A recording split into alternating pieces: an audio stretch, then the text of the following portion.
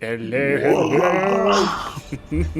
What is up, everyone? Welcome back to Malt and Magic. Tonight we've got some Orbital Blues Chaos for you. This is episode 3 in our Orbital Blues arc. And who knows, this might actually be the last episode, guys. Let's see what happens tonight. Let's see how far we get. This very well could be the last episode of this That's series. encouraging. So I am excited to see where we go. Let's quickly do a quick introduction of everyone, and then I'll do a quick recap, and then we'll get into it. Dave, go for it. Hi, I'm Dave, and I am playing Jesse Brains. Definitely the brains of the operation. No, he really isn't, and he's the muscle. This is going to be a fun episode for all, I believe. Indeed. Well, we're probably going to die. I am Danny, and I play Gregobite, affectionately known as Gigabyte, the engineer, the fixer, the loose cannon. Well, I say I'm the loose cannon. I'll tell a lie. Tom's about to be there. Absolutely not. The loosest of cannons. Go on, Tom. I am Tom, the father half of Homie and the Dude, and I am playing Isaac P. on Landing, the face of the group. I look really pretty, and I fucking dare you to say I don't. I dare you. Say it. Fucking say it. Okay, that's...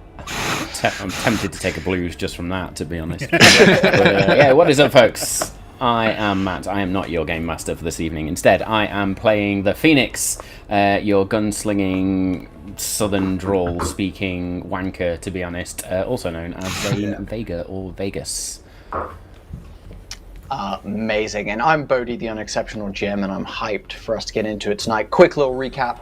Our players last time basically prepared for this smuggling mission that they had to go about doing, smuggling a small AI boy across the block border that covers Mars Cinco.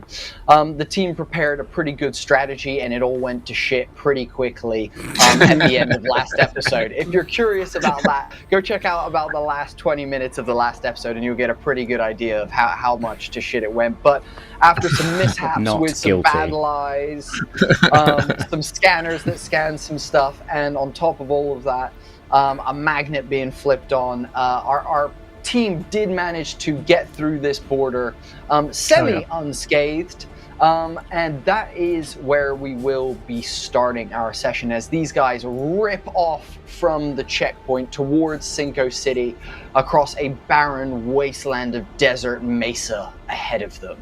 So, if everyone's sitting comfortably, then let's begin. Dave, run that shit. Run that intro.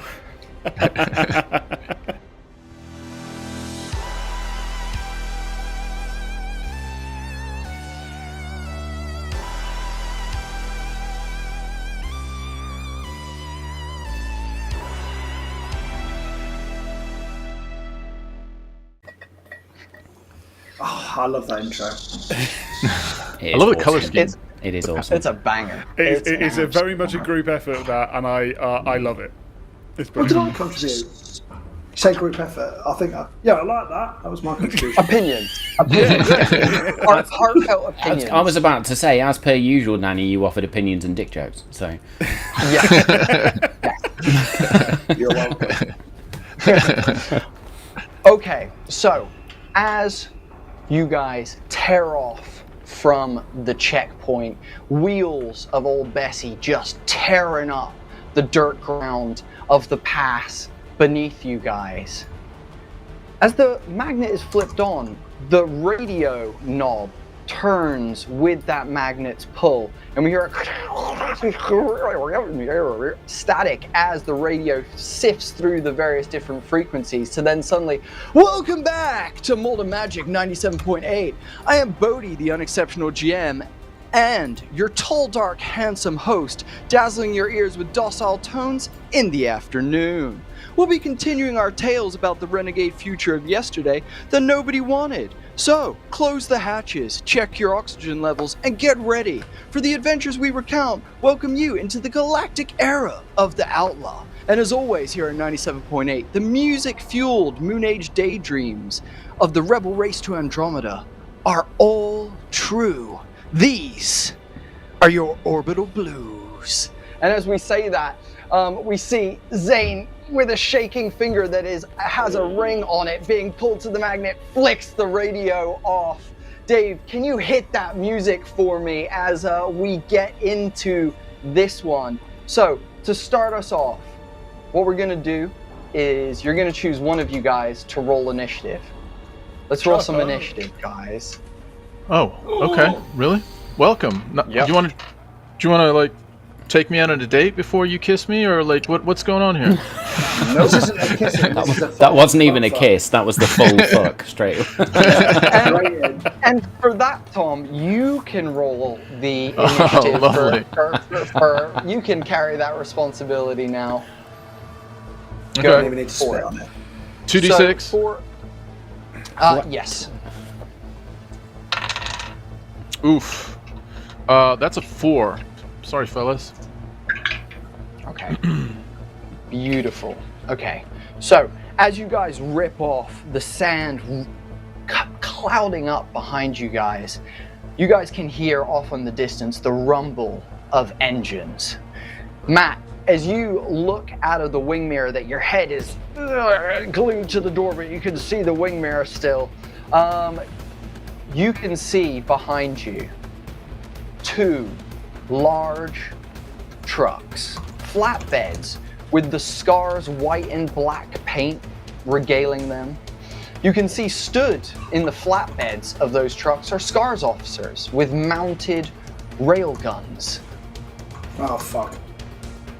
From behind them, 3 Void bikes, not too unsimilar from the one you currently have in Old Bessie, peel out from behind that and begin coming up behind you.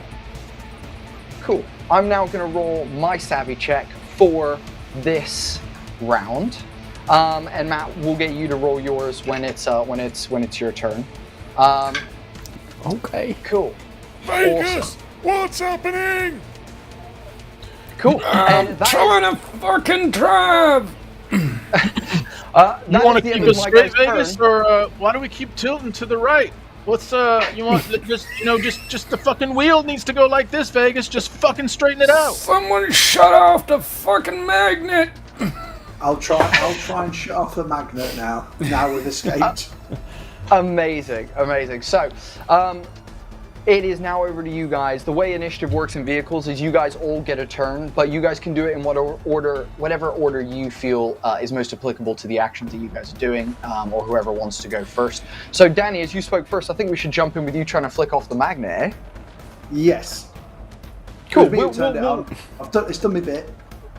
Awesome. Give me a muscle check against the odds, because you're metallic. Let's be real. Cheers. Is the bike still in the back? Yes, it is currently Yes, it's crushing currently Neo's crushing arm. Neo. Crushing That's the Neo's one. arm. Yes. Yeah. Indeed. The 2 Choice. lowest adds up to 5. You take get rid of the highest basically, and you keep the other 2. Well, I rolled shit on all Perfect. 3, so 5 So is the you- best. 5. Beautiful. At that point, Giga had actually been doing pretty well. He was at a 45-degree angle, if you remember last episode, just leaning away from the magnetic flow. As you kind of reach to get it, your hands are shaking, and you just place like a finger on the lever as your hands continue to shake. As you do that, shoom, your other arm gets whipped backwards as you were focusing too much on that one finger just reaching that lever, and you go flying, stick up against the wall, and are now glued to the wall. You can take another action if you so please. If there's anything else you want to do on your turn, feel free to, my guy. Neo, I can turn the magnet off. I can't reach it. I can't fucking You can reach see it. my arm. It's trapped. I can't move. You see him just completely 127 hours underneath this bike, arm completely trapped under there, and you can see he's trying to lift it, but he's just not able to muster the strength to lift the bike. Can you turn off the pain setting? No one told me that. Fucking no compassion. I turn to Jesse and I say, Jesse, fucking human chain, grab my arm and you start leaning toward that fucking button that Gregor missed. Hit that button, hang on to my arm, and don't get sucked back into the fucking magnet. Currently, Jesse, you are currently squatting against the wall. You have your feet on the wall, and you're like squatting off of the wall at the moment. Yeah, I mean, anywhere near the magnet? Can I, is it like at full extension I could reach it? I reckon you could try and full extension, like almost jump off the wall, like push yourself off the wall. And I would say actually Isaac's within range that if you wanted to assist pulling you towards it or anything like that, there's definitely something that could be done here, for sure. That's what I'm going to try and do. So anything that is metal, I would let go of, just to make this easier. Amazing. So are you taking belt off? Are you doing like belt, like ammo clips? Are you doing like gun as well? So it would have to. Yeah, that stays on. Butt plug. That's already out. That's out. That's Fucking bullet hole in your trousers, yeah. I'd imagine he probably does have a there's like the full vest. Then it would just be clip, and that would almost pull itself off, so that he can then jump for it. Awesome, I love that so much. So, roll me the check, and because Tom's going to help you, Tom, can you describe how you're going to help him? And Dave, you can do that check with upper hand. So roll 3 and get rid of the lowest. And we're going to make it a muscle check. Tom, how are you helping him as he pounces off the wall? So I'm also gonna, while he's doing that, I'm kind of stripping down basically to my skivvies, to my underwear, and you can see that my underwear are like, I wouldn't call them like thongs. I mean, it's a different terminology. It's not like, you don't have the thing up the middle, but my ass is exposed and I have the side, the like side strap. Like a jock strap. I have I have a silk jock strap. So all the metal is off. That if you look at the label, it does say Gooch on it. It does say Gooch on it. So, and you have a perfectly shaved Gooch, might I add, as an observation. Which you can see from your position very well, Gigabyte, on the wall. He's the face and the arse. Whatever Giga's position is right now, what he can see is me bending down in a very athletic stance. Probably seeing far too much. And just kind of getting ready to just help the momentum of Jesse. As Jesse pushes off, I'm just kind of helping him, give him an extra little bit of a forward force to get closer to that button. Amazing, perfect. What did you roll, Jesse? So I think that it was powering against the vests, so as soon as that popped off, he was a fucking spring, because it was 13. Yeah. Amazing. So it's almost like this, I'm imagining, ice skating lift. Jesse pounces off the wall. Isaac grabs chest and just wiener and launches Jesse as far as he can. Just fucking 2 hands right on there and just fucking chucks it. And Jesse, you do manage to grab the lever, and I imagine you pull it and flick it. Let me ask you this: are you flicking it all the way to the other side, or are you flicking it back to the middle? I would like to leave that to what do we think Jesse knows how to do. I would love to do. What would that be? A savvy check? Yeah, let's do it. Let's do a savvy check. Let's do it. I love it. So 2d6 because that's just normal, yes? Or is it? Yeah. 2d6 plus savvy. Yeah. That's a 5. So let's go to the other side. I know let's go to the other side. Amazing. You grab it and just slam it to the other side. That's at that moment. The magnetic pull switches almost instantly, pulling all of you to the center line of the thing. You at this point are still able to hold on to the lever, Dave. I mean, I presume so because it's now pulling me towards it. Yeah, exactly. So you're wrong. Exactly. and you guys are now sucked into the middle. Matt, you in the front feel yourself like it feels like in a second switch you're being pulled this way to then suddenly and you're now back the other way into the middle. Imagine it's like G-force into the seat, just... Yes.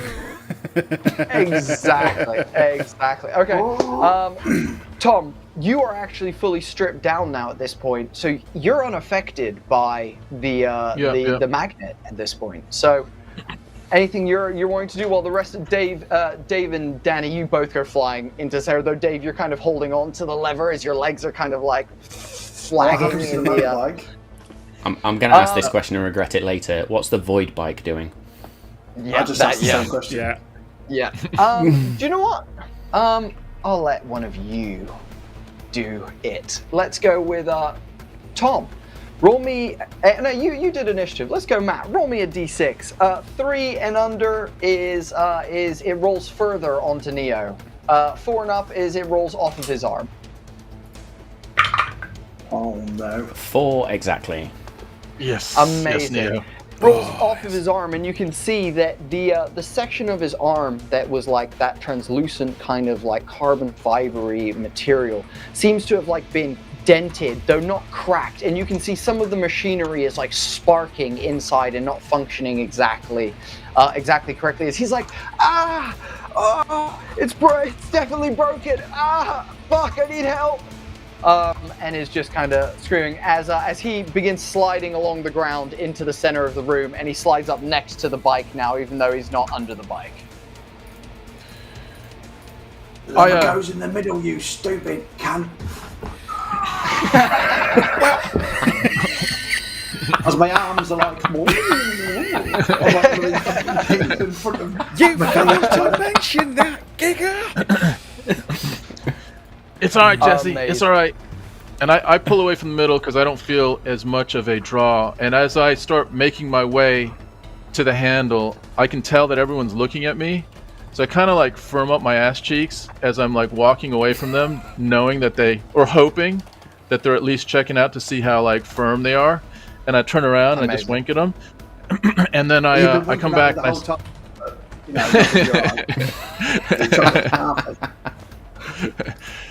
and then I just kind of get to the lever and I say, Giga, you say right, you say left, you say middle. Which one is it? middle. Middle it is. And I just fucking bring it up right to the middle. Nice. And hold it there. Amazing. The magnetic pull stops. You all are released from that, and yeah, you manage to recover. Matt, in the front, at the helm. What are you trying to like? Just keep powering forward. What are you trying to do up there, dude? Well, now I've got some form of control over this thing, rather than just being pulled out the fucking window or towards the back of the vehicle. I'm probably gonna at that point grab the wheel a little bit tight and turn around. Sort your fucking shit out, boys. And then I'm gonna see these two railguns. I'm gonna see these two railguns behind me. And Go ahead. try and put as much distance between me and them as possible. Awesome. Can you make me a mobility check? Yeah, I am. I'm immediately going to take the wheel on that one. Awesome. Cool. Love it. Yeah, because cars spend the heart. 0. It's fuck all. So yes, I will. Savvy take check heart. for you. And savvy check for you, good sir. And that's 2d6 plus my savvy, isn't it? Yeah. Yes. Oh, there's a 6 on 1. 8. 10. 10. Beautiful. Awesome. Now, because you rolled well, you can actually choose one of those 5 extra actions if you want, because you move the ship between ranges. Which one would you like to? You've got evasive maneuvers, you've got enter a disturbance, escape a disturbance, make an attack run, or ram. I assume you're not going to ram. Well, the enemies are currently. I was going to say, we're not near yeah. anybody to ram. I'm going to try and. When it says enter a nearby disturbance, is that something that could shield us or hide us or. Both. Good or bad, aren't they? can do various different things dependent on what the disturbance is. As you look around at your surroundings, what you see is you're currently on this, what is called the pass, which is this highway that is smoother terrain, basically. It's easier to drive on. However, you can see that definitely there's some terrain over to the right of the pass that is a lot more rocky and like jaggedy. You know that like you would need a lot of suspension. Now, it won't affect the Void bikes because they're hover bikes, but the trucks that the two guys are in, you imagine the bumps would definitely affect their aim in some sort of way.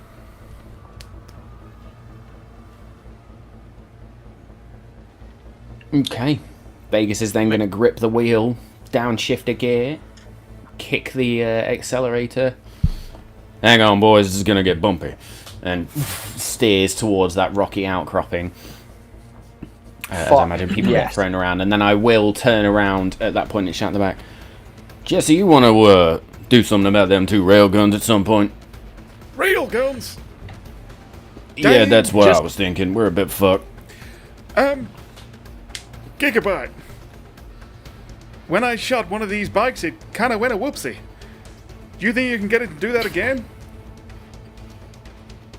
Well, you thinking we send it out like the plan was. Our android lady's driving it straight towards them, and then you shoot them at the right time and.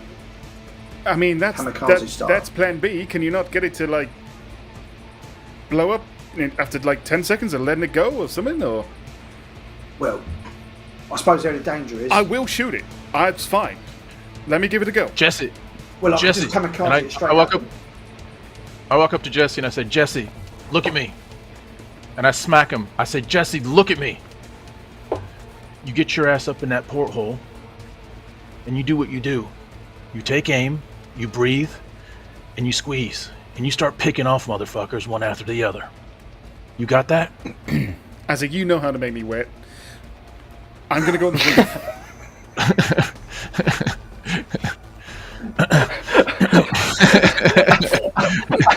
Amazing.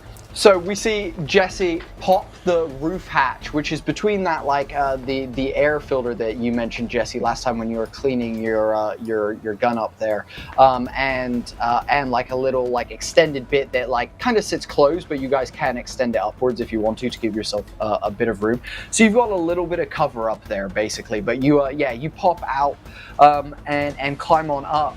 As you climb up, you can see that the dust is like coming up from behind your vehicle, but you can clearly see off in the distance this like line of vehicles with the two trucks at the center, and three bikes kind of trailing, two on one side and one on the other side, basically in a line following behind you.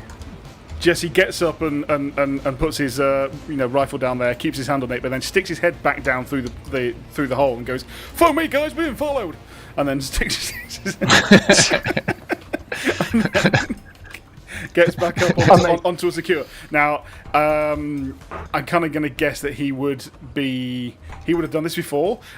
He's going to have like latches or I don't know what to call it, but basically like areas where he can carabiner himself to bits on here, so that when this thing jumps, he comes up and back down again, and stays with it. So he would just start clipping himself in now. Amazing. Awesome. After clipping yourself in, can you make me a savvy check? Matt, can you also roll me a savvy check, please? Standard 2d6, yeah? Yes, please. Oh, that was garbage. That's a 7. 7. Meant to be. Well, you'll be glad to know, Matt, you still beat the enemy, so you guys retain your distance. You guys are currently at a remote range from these guys, so you guys retain your distance from them currently. Dave, with your failed savvy check, you like put your gun on to like the air vent, which gives you the ability to like rest it and stabilize. As you do that, you kind of like are looking down your scope, but you're like keeping both eyes open. And as you look, as it like your focus goes from the eye looking down the scope to the eye outside the scope, you notice that your magazine isn't in your gun, and that you look down and your whole chest with all your magazines and everything seems to still be below you. That one is fucking job. Perfect. 100% that is real. That's perfect, Jesse. Though. That's absolutely perfect. perfect. and you Click. Oh man. All you guys hear is, guys, got a problem. Forgot his Amazing. ammo again. Amazing. So that's going to be the end of this round of combat. Your guys' turn. So what happens in Orbital Blues is we actually re-roll initiative for vehicles every round. Nice. So who wants to roll initiative this round for the vehicles? Let's have a volunteer. Who's brave? I'm going to do it. Go on, then. Oh fuck me, there's two of you. Roll Oh off. no, Dave, I heard the noise. He got there first. Right, 2d6. Yes, please. 8. 8. Yep. Beautiful. Awesome. So, with a 12, my guys are going to act first. So, Wow. Brace yourself. you'll see, you almost hear, and it's wild how loud this is. It's something that Dave, as someone who's currently exposed to the elements, you hear it first, and you actually see it as well. You see one of the trucks, it was kind of hidden behind the guy, but you can see that there seems to be like flames coming out of the back of one of these trucks. And as you kind of like peer down your scope and move to the side, you can see that someone has modified one of these SCARS trucks to have a rocket thruster attached to the back. And, Fucking idiots are on fire. and you can see it just starts clearing the line and starts pulling forward. So, awesome. Okay, cool. That's going to be that. And then one of my cars is going to open fire on you. So I'm going to be against the odds because you're so far away. As you're doing that, I say, "Talk to me, Jesse. What's going on up there?"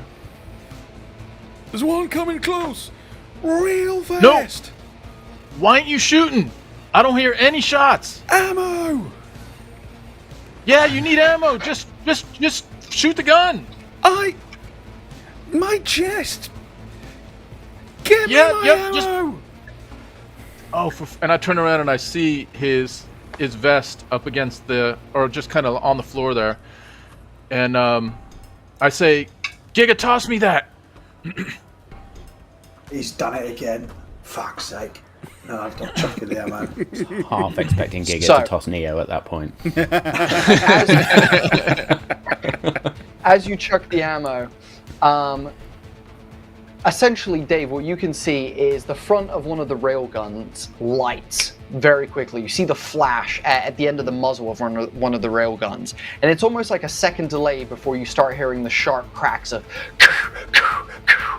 as these bullets are being fired at you, and you hear two of them into the side of old Bessie as there's not quite enough damage to drop one of your scores, but these bullets are starting to ring out on old Bessie now, fellas, as one of them begins engaging you guys. Sometime today might be good.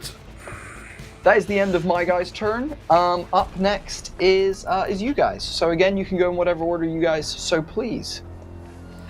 I'm tempted. Go on. I crawl up the ladder, and I hand a magazine first to Jesse, and I say, "This first, and here's the rest of it. Hang on. Can you hang on to this? Do you need to put it on?" Yeah. I'll put it on. He kind of Jesse. puts an arm behind him to for the first arm loop, and then if that goes on, he'll get the rest back on. Yeah. I put it on backwards on him. I put it on I don't realize what's happening. So the ammo is actually now inside his vest. Yeah. Everything's backwards and upside down. He's like, fuck. He's going to sort that out later. As long as he's got his first magazine, then he's going to pop that one in and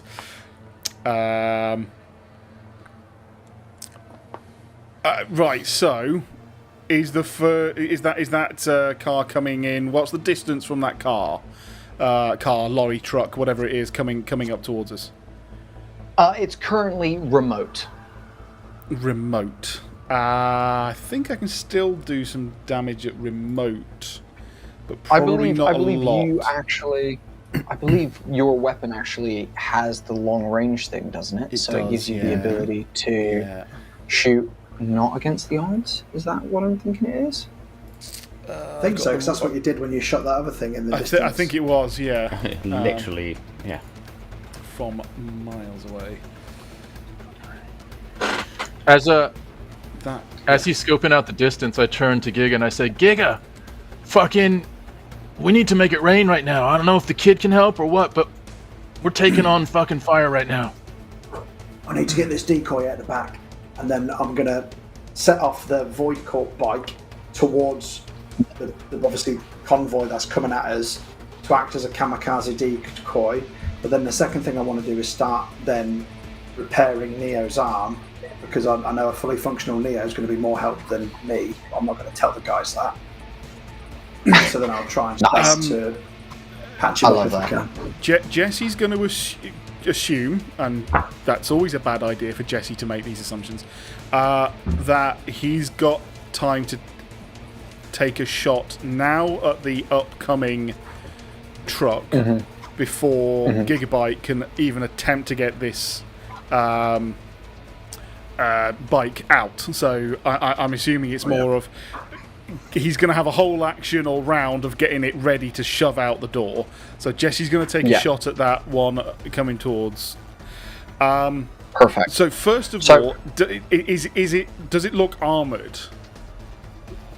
Does the truck look armored? What I would say is it has like a big like metal like ramming rack like on the front, and you can see that like even through your scope you can see like it's got a roll cage inside, but nothing is like giving you armor plating. It's not like Old Bessie, even though Old Bessie is rusted and you know it's not like Old Bessie in terms of the armor that is available to them. It looks more like a standard like car ute kind of vibes. There's one of two things that Jesse's aiming for: the driver, or that any piece of that rocket in the back that's sticking out, as in fuel line. Any you know he isn't the smartest tool in the shed, but he knows what are weak points. Okay, awesome. Which one are you going for? I love this, by the way. Love it. He's going to see doesn't look particularly armoured, and he's going to hope that it's not bulletproof glass, and he's going to go for the driver. Awesome. Okay. Yes. So, what I would say is because of your ability disengages that, it brings you back to neutral for your roll. However, because you are specifically choosing something, I'm not going to give you against the odds, but I'm going to say reduce your roll by 1. Just reduce the roll by 1 when you are. So you roll 3 dice. Yes. You've got to make 8 with 2 of them, and then the third one is your damage. So reduce the 8. Reduce whatever numbers you're going to use to make 8 by 1. Okay. Basically. And remind me, do I add anything like muscle or grit to this? Savvy. It had to be savvy, didn't it? Fucking savvy. Okay, so let's hope I can do this. So for my aim, I reduce. Yes. By 1. Oh, okay. I can do that. So, just so we're clear, I've rolled a 6, a 5, and a 3. So actually, if I knock the 6 down to a 5, I can hit 8, and then still hit with 5. Yes, you can. Fucking Nicely absolutely, absolutely Superb. perfect. Nice. Jesse, you're a practice marksman. You take a moment, you breathe, and as you reach the exact bottom of that breath, the moment when your heart is in between beats and there's absolute silence in your mind, you squeeze that trigger and a shot rings out loud as anything. All of you in the vehicle hear the first shot ring out. Again, it's like almost like a small delay, but then suddenly in your scope you see a shattering of the glass and a splatter of blood in the driver's seat as you see the passenger's eyes like go wide as they like lurch backwards and like grab the wheel from the side. You see it begins to swerve and go back and forth as the passenger is trying to control the vehicle. Tom, can you please roll me a 2d6, please, and then add 1. I fucking hope that the rocket just takes it right off kilter. I rolled a 10. I'm sorry, 9 plus 1, 10. A 9 plus 1, 10. Beautiful. Okay. So you can see the person does manage to wrangle this vehicle, but they're very much struggling from the side. So they've lost the move that they were going to make. They've lost a little bit off of that. So you've deterred them and kept them at that remote distance, Dave, for this turn. But you can see that this passenger, after getting it under control, opens the door and kicks the other SCARS officer out of the vehicle, closes the door, and wipes the smashed, the shattered windscreen of any blood that is marring his view. Cool. Anyone else got anything they want to do this turn? Nice, Dave. That was sick.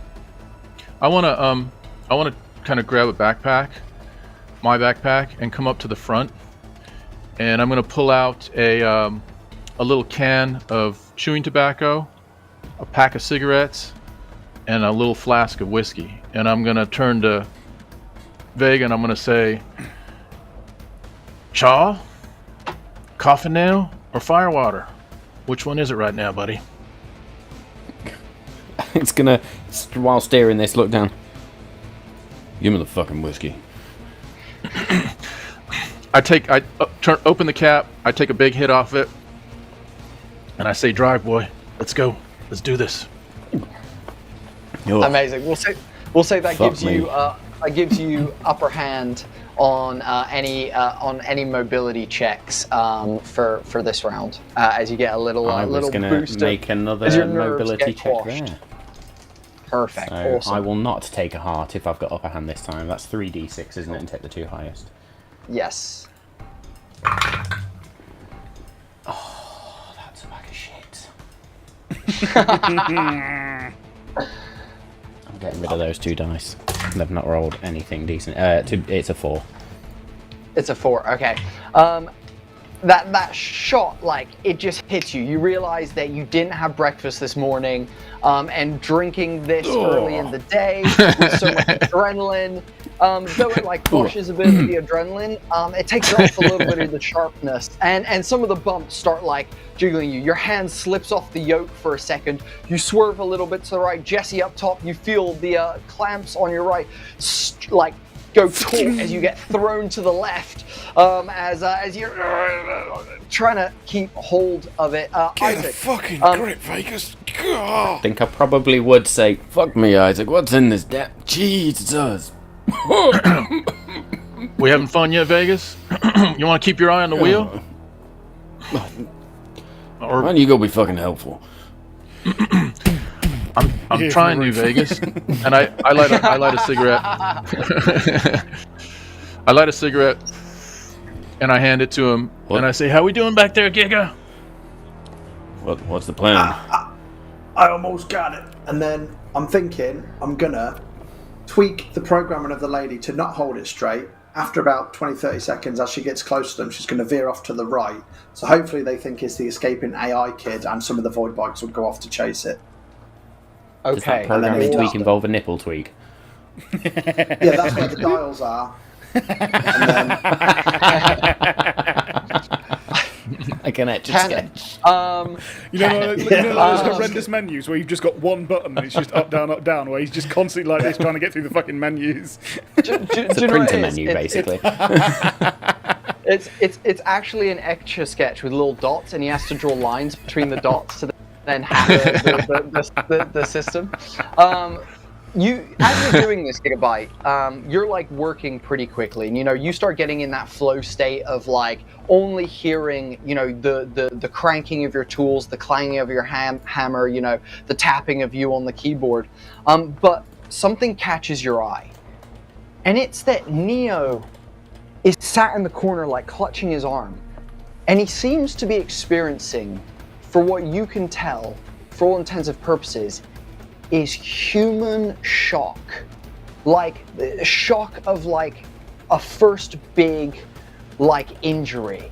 That like almost pushing you like flatlining your pain tolerance and things like that. And you can see he's almost just like frozen. He's not crying, he's not like howling, but he's just like doesn't really know what to do about anything, and his eyes are just wide, and you can see he just seems like he's out of it entirely.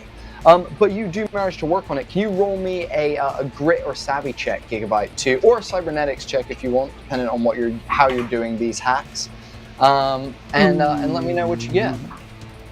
I got bang on 8 actually. Bang on 8. Amazing. We do love it. So you do manage to indeed program the lady to do that. And you then begin flipping the bike back over. You flip its hover feature on so it comes back over a little bit easier. And then you begin wheeling it out to the back of old Bessie. Now, as you get there, you realize that you are going to have to open the almost like landing bay door, which is like essentially the back of old Bessie is like a slope like this, and as you open the door, it goes to like a ramp basically. So you realize that to get this out, you are going to have to open the entire back of old Bessie.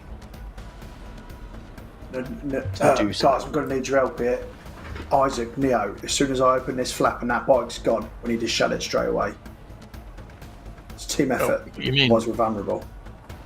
So, you just tell me when to flip it? No, am I flipping it? Vegas, where's the goddamn button? Right. Vegas. Here's the plan. As soon as I drop this, I'm trying to keep it on the fucking road. Right, do you know guys, where the fucking, the back gate fucking, you know where the button is, or the flipper, or the fucking handle? The button is at the back here, but Vegas, as soon as I drop the back and that bike flies out, you press that button that looks like a hovercraft, and that'll make us hover. And we'll have better manoeuvrability to do evasive manoeuvres while they're shooting at us while our doors open. Now you fucking tell me. Well, I'll tell you the information as you need to know it. It makes perfect sense. Right. All right, too much talking. Let's go. Go. Neo, back in the room. Neo. You see him look over at you. You see him like almost like click and look over at you and be like, huh? Yeah? What? On me. Come over here. He comes over, his arm kind of still like clutched at his side. Is he almost pawing at it like a wounded animal? Concentrate on this. He'll take the mind off your arm and I'll fix it for you in a moment. What are you doing? What am I doing? You're pressing this button in 5, 4, 3, 2, 1. Hit it! You see him, he presses the button and takes a step backwards. Awesome. Okay. Amazing. We are going to say the door begins opening up as it begins calming down slowly. Danny, as this opens, and Isaac and Neo can all see for the first time. And actually, Zane, I imagine your rear view mirror, which is there but is fucking useless because it's a solid backed truck, finally becomes useful for the first time.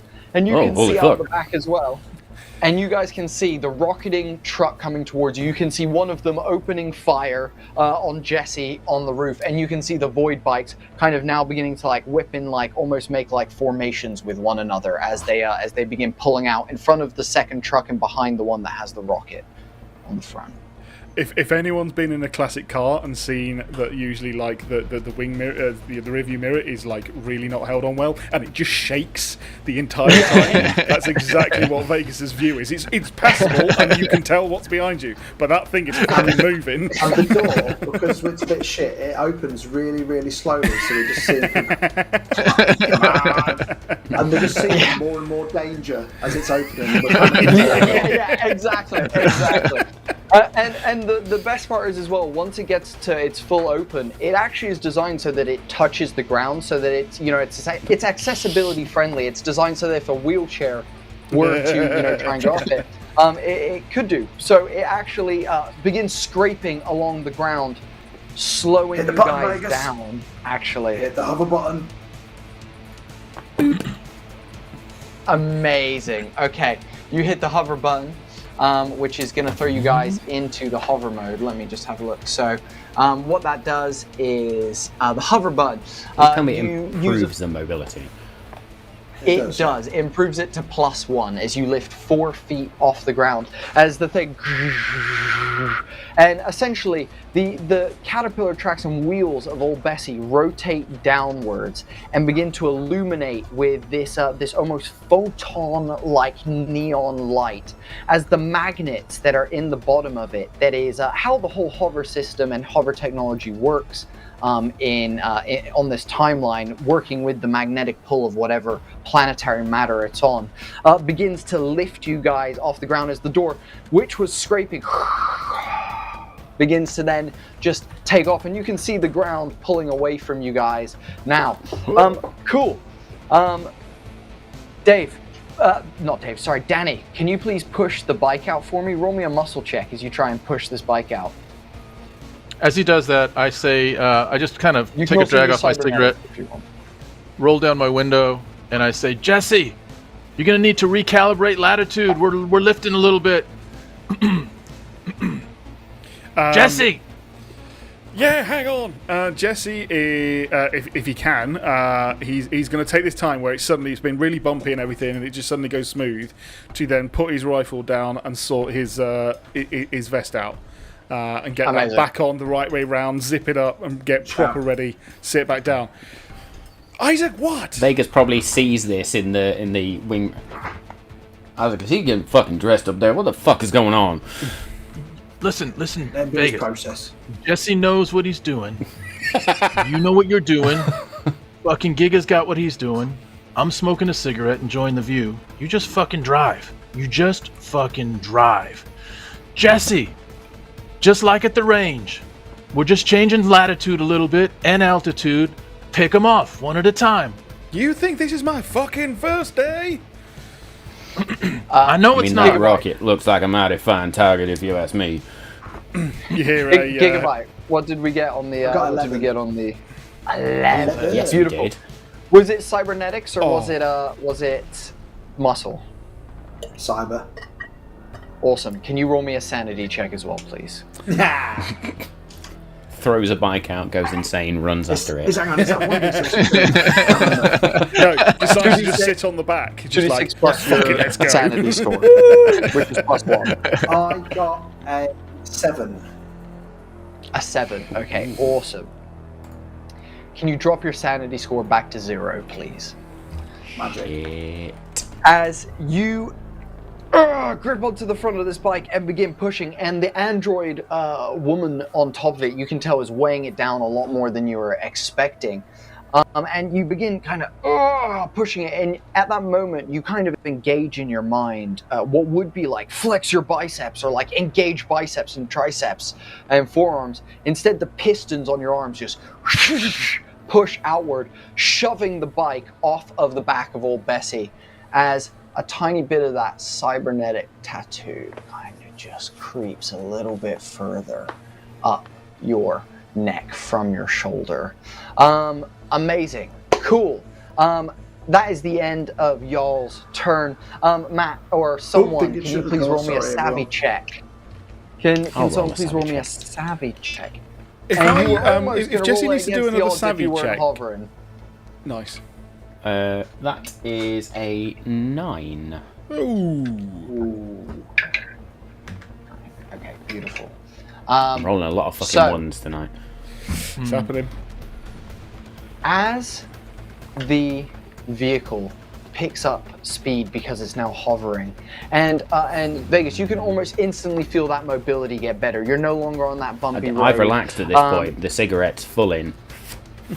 Amazing. You are having a great time. You're toking on it and burning like quarters a toke with that bad boy at the moment.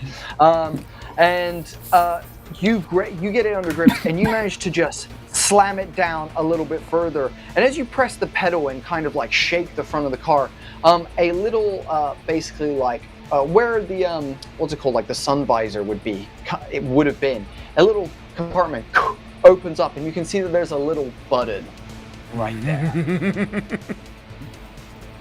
And the little button says, in case of emergency, and is covered by glass, and we all know why that is. And you can see this button there, though, and it's one that you've not seen before, Vegas.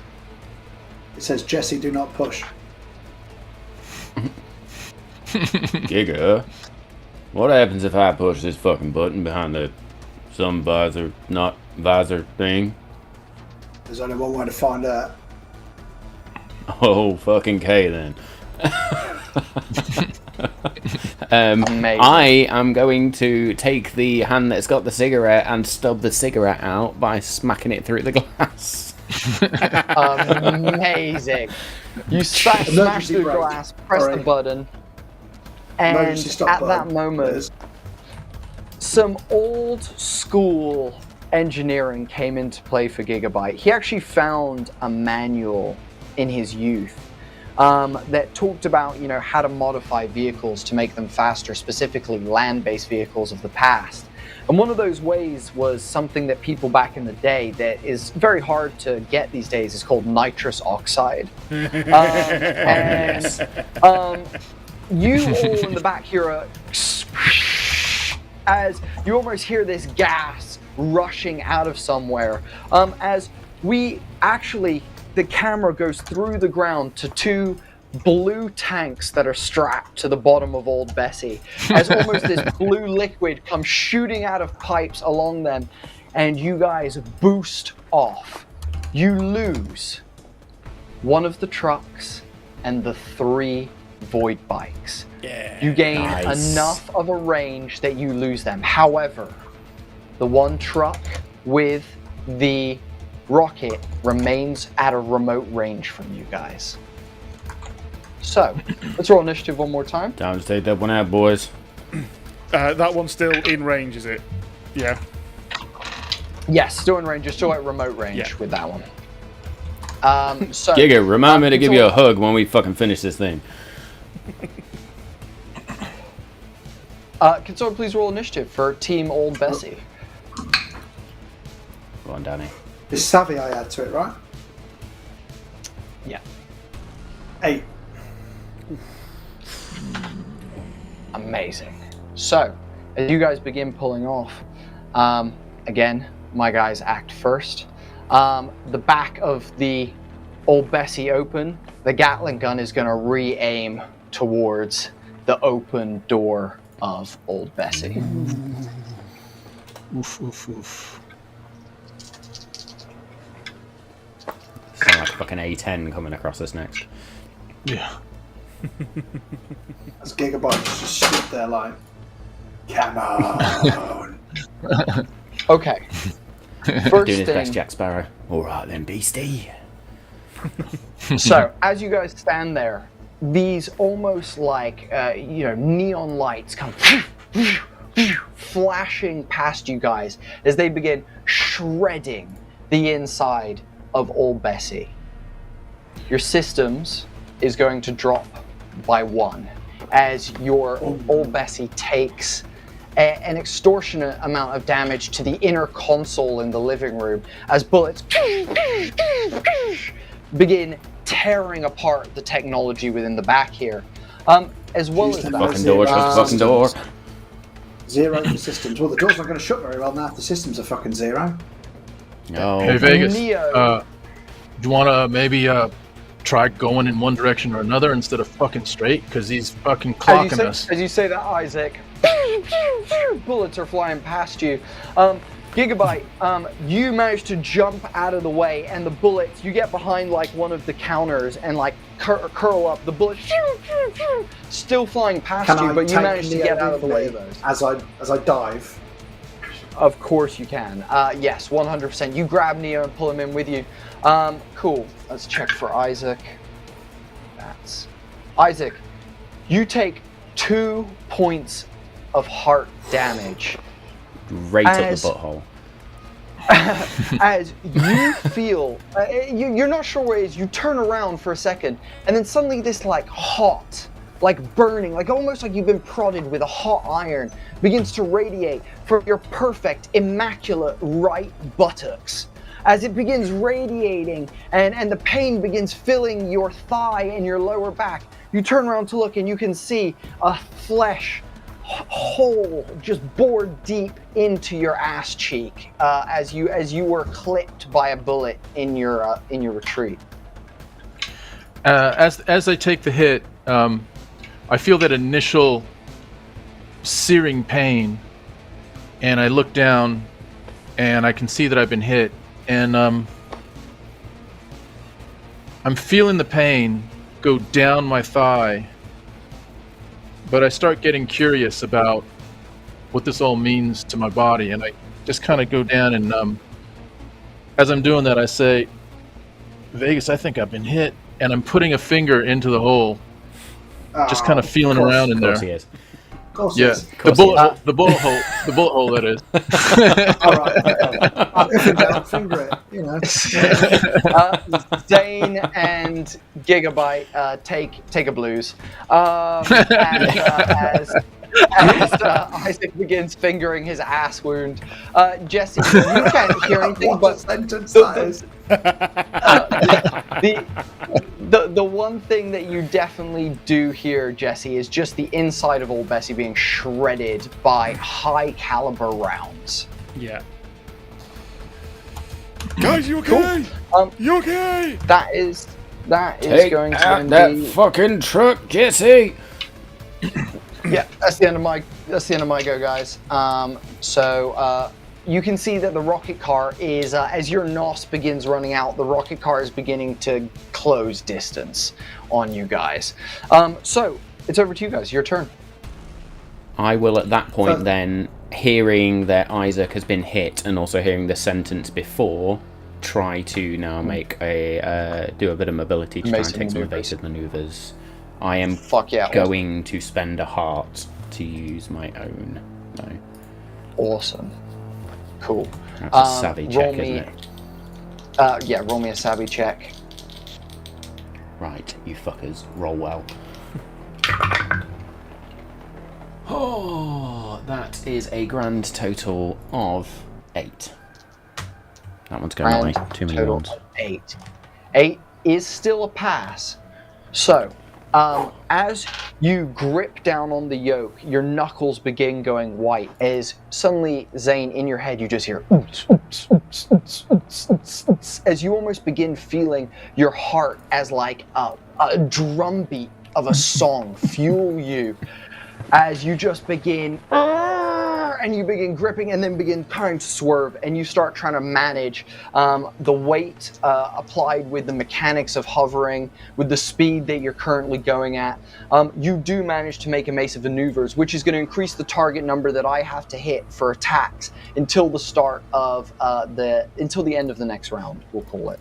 So I imagine Vegas, because we're in this rocky outcropping, is literally swerving in between these sort of tall, jagged rocks at this point, just trying to put as much debris in between us and the bullets. 100%. You've actually entered what's called a petrified forest. It's something where basically a forest would have stood once, and the stacks that you see are actually petrified trees that have been turned to crystallized stone and things like that. So as you're kind of whipping between these trees, you're definitely evading, but gonna be making it harder for Jesse on the top there. But beautiful. We love that. We love that. Great driving from your pilot. Jesse, what's popping with you, Holmes? So should have brought my Top Gun glasses. Yeah, Jesse. We still hovering? Yes, no. Yes, we are still hovering. But I'm fucking throwing the truck all over the shop at this point.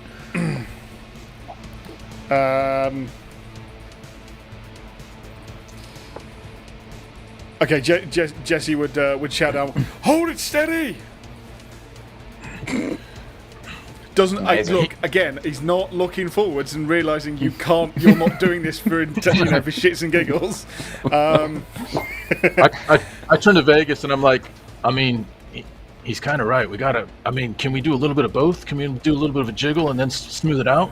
I mean, I'll turn around at this. You want to make your fucking mind up? Sit down. So he's going to fire at the rocket truck, and this time,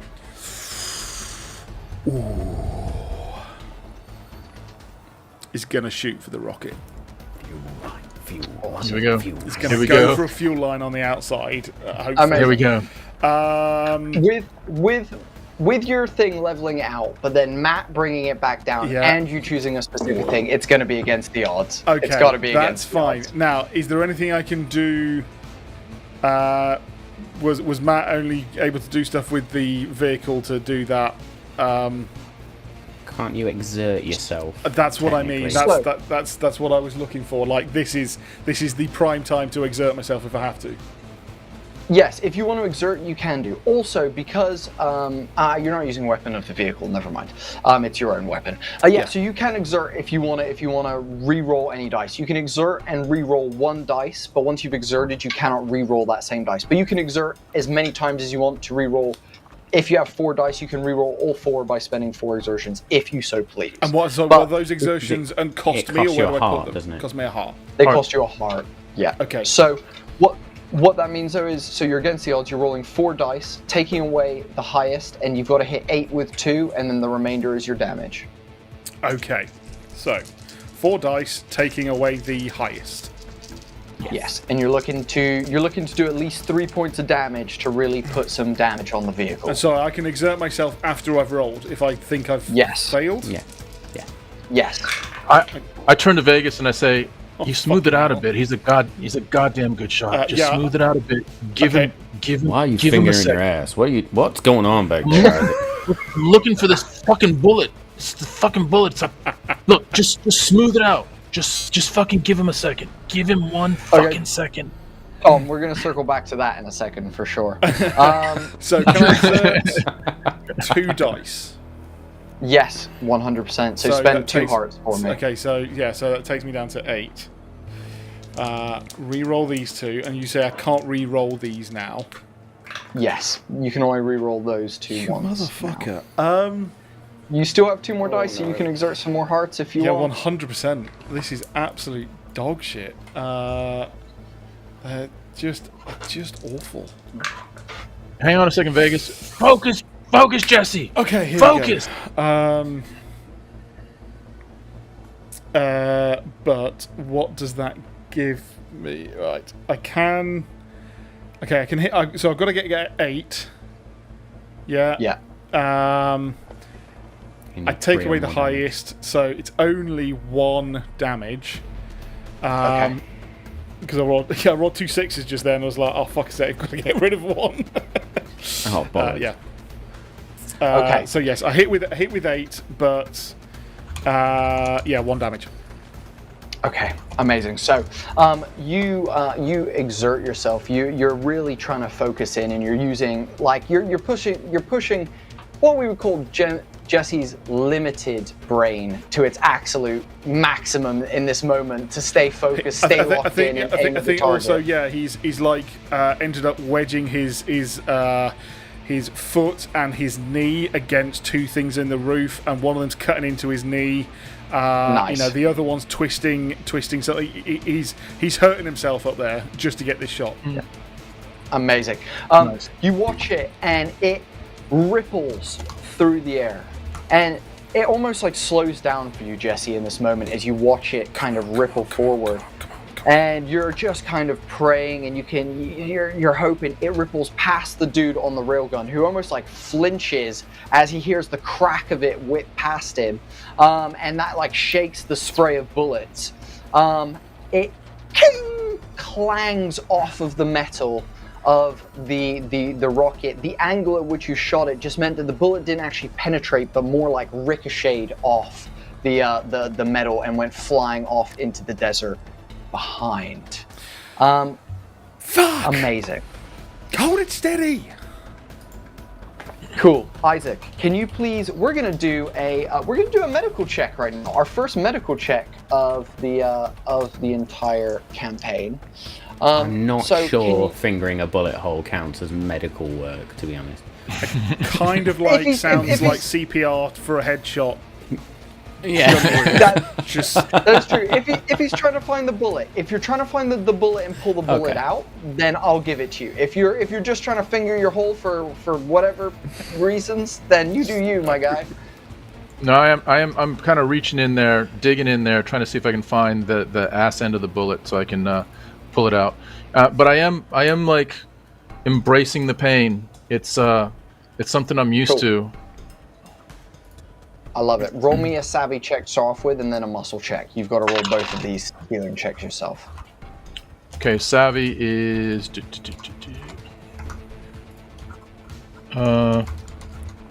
Fuck, hang on. What the fuck is my? Savvy Danny, is. while Tom's doing this. Sorry, Tom. While Tom's Savvy's doing 8. this, Danny, start thinking about what Giga's going to be doing. I'll come to you in a second. I've got the plan. Okay. Sick, beautiful. Savvy's 8, Go on. muscles 10. Beautiful, beautiful.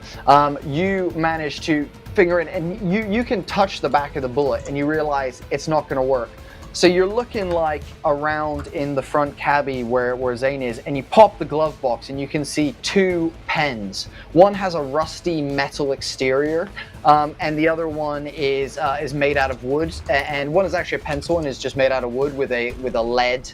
With a lead pencil in it, and you dig both of those into the wound and manage to use them as like pliers to clamp on to the bullet, and it just comes out nice and easy at the end there, and you just hear dum, dum, dum, dum, as the bullet rolls onto the ground and clatters onto the ground of old Bessie. You actually regain 6 hearts. I regained 6 hearts? Shit. Yes. Wow. But only to your maximum. If you go above your maximum, then it stays at the maximum, whatever your maximum. So I see it clang on the ground, and I kind of bend down and I pick it up, and I look at it, and it's a bit, slippy, and I just clean it off a little bit and say, I'm gonna save you, and I just put it in my pocket. I don't have a pocket. I put it in the front of your jockstrap. Oh, the other hole.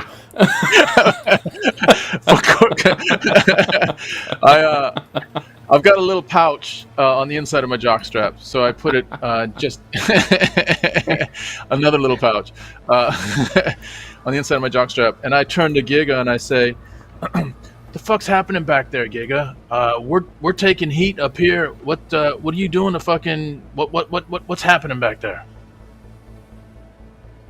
What you'll see me do is frantically pressing the button to get the lever to come up, so that the door's now coming up, and then I carry the medipack on my back, so I activate that to come and cauterize your ass, and then I'll and then my main action really is going to be trying to tend to Neo, fixing his arm up, getting him out, okay, ready, stable, out of shock sort of thing. Cool. So I'm gonna say you got to decide between the buttons or the Medi-drone. You can do Neo, but you got to decide between the buttons and the Medi-drone. Ah, fuck the Medi-drone then. Cool. Perfect. I'll say to Giga. I mean, is that the best use of our time right now? I mean, I know the kid's hurting, but he'll heal up at some point. What are we doing, Giga? Yeah, but if I stabilise him, he'll come out of shock, and then he can use his fucking massive brain to get us out of this mess. Like that quick? Like we can get that to happen in the next minute? I think so. Well, fucking start stabilizing. Stabilize the shit out of him. Okay. So, as this is going on, Gig, you are trying to press buttons to make the thing come up. As your systems have dropped to 0, I'll say I'm going to go below 0 to then disable your systems entirely. But because your systems have been damaged to 0, I would like you or someone, I don't mind anyone, to roll me a systems check against the odds for the vehicle. Now, whoever does it could take the wheel. And exert themselves to allow this to work, but that's also up to you. Danny? Sounds like one of you guys. Vegas. There you go. Do you want me to do it? I'll do it. Yeah, Vegas. go on. Alright, you've been rolling shit though. Now's the time. So, I'm rolling what, sorry? You're rolling a it's going to be a systems check. Systems check against the odds. Yeah, systems check against the odds. So 3 for 2. And we say systems on 0. Yeah. I've got some fucking hearts left. I'll take the wheel again. Beautiful. Come on. So that's my savvy check now. Yeah. Yeah. Still against the odds. If it's systems, it is. Yeah, you know what? Yeah, I'll let you do savvy. Okay. That's fine.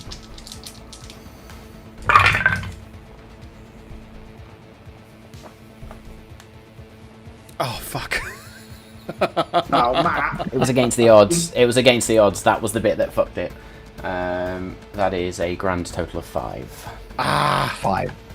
You see the door Rolled a come up 6 on the about other dice. like a foot and then begin jamming, and it's almost like flat with the floor of Old Bessie at this point. So it's still very much open, but it is jammed. You reckon that it probably could be repaired, but it's gonna probably take some time to do so. Cool. That's why I think, I'm hoping if I fix Neo, Yes. he can just fucking hack it and fix all the systems at once with a security patch, Cool. update us to iOS or whatever, and then we'll be fine. He can finger the hole and fix things. Please roll me either a crit or a savvy check for that. And then Matt, can you please roll me the savvy check for this round for the vehicle, please? Yes, I can. Oh, I got an 11. I'm rolling good.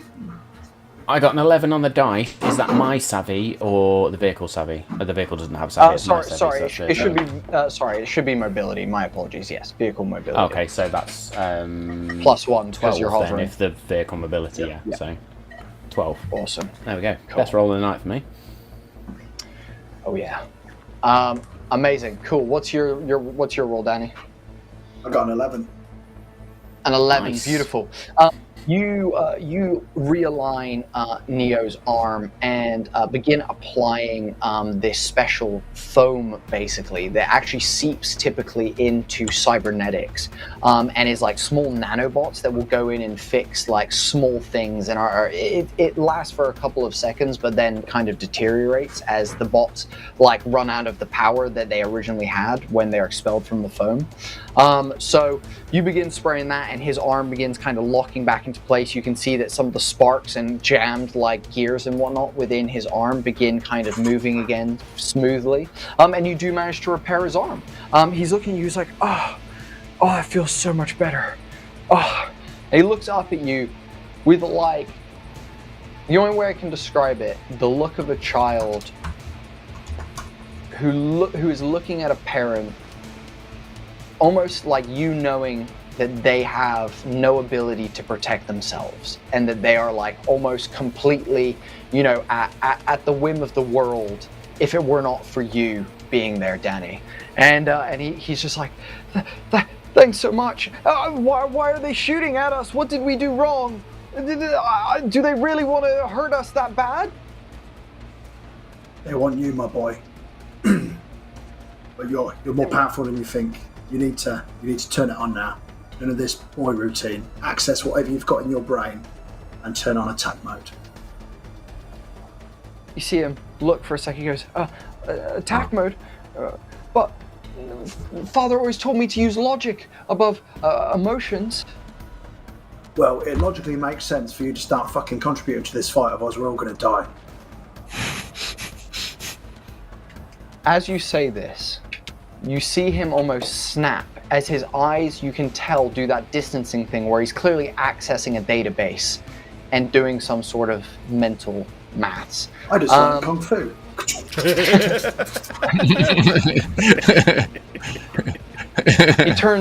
He turns and looks at you, stands up, begins walking towards the open door. And as he begins walking, he goes, "You're right. If they want me, and that's all they want, then you guys might die. I can save all 4 of you." It's backfired. And he begins walking towards the open door. At this point, I meant turn into a rocket or something, or fucking shoot laser beams from your eyes. God damn it. At this point, as we continue tearing through this forest, Zane, you come to a small clearing before you see this rise of almost rock in front of you. It looks like an unpenetrable wall of rock until you notice a small crevasse chasm cut between the rock. Otherwise, it's a dead end in front of you. And as Neo steps towards the door, Zane, you realize what's ahead. We're gonna take our break there, guys. Ow. Oh boy. Thank you to everyone who's been here for the first half. We really, really appreciate you joining us for Malt and Magic Orbital Blues Episode 3. Will the guys escape this final truck in this chase? Will they manage to get away and get themselves to Cinco City unscathed? We've had some injuries and we've got a child about to do something crazy. We've all got 200,000 plus credits. What do we really need the rest?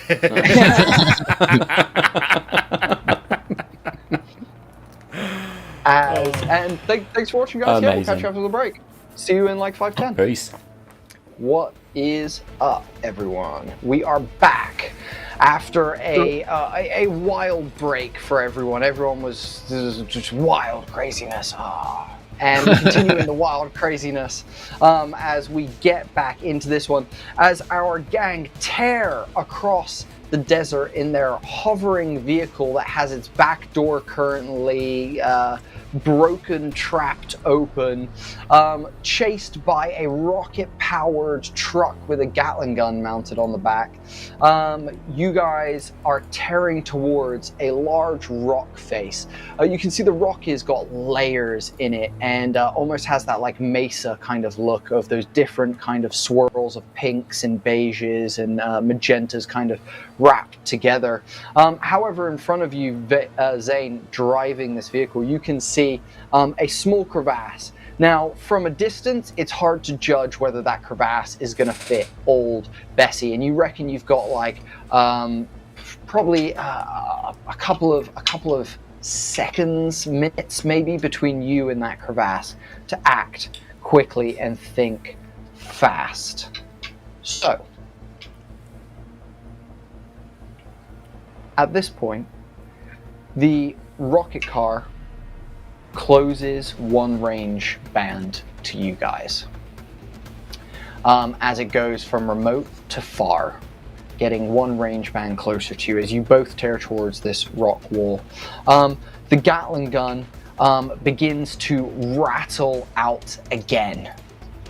At this point, the bullets come streaming in the back as the gentleman on the back begins kind of just spraying in wild patterns at this point, as your system is dropped down to -1 and all of your vehicle systems stop working. You are flying blind, all of your weapons no longer work.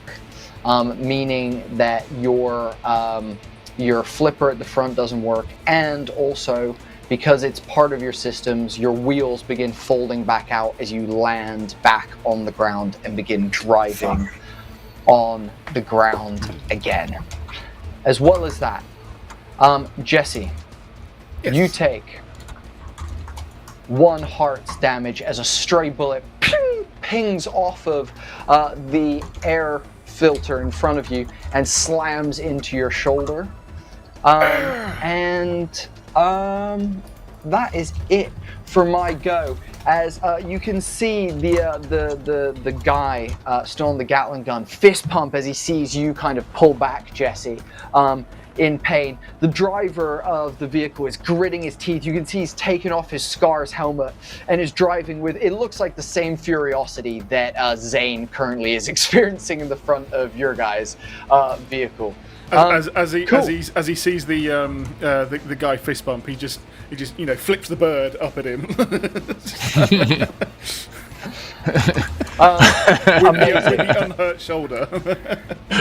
The final thing that happens is you see Neo take a bullet through the shoulder But the kid, unlike before, reacting in pain, following his new directive, straightens back up and continues walking towards this door. He's probably made it to the edge of Old Bessie and just has the door's length in front of him now that's out like a walkway, like a plank on a ship that leads to the sandy depths of the ocean below the vehicle.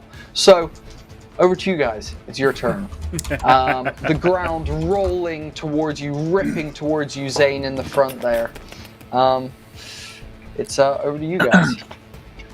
Can I immediately run over to Neo and sort of rugby tackle him to the ground and be like, sacrificing, no, wrong accent, sacrificing yourself won't save us. Hi, Lex. Fixing this ship will save us. Fix the ship. Okay, can you please make me...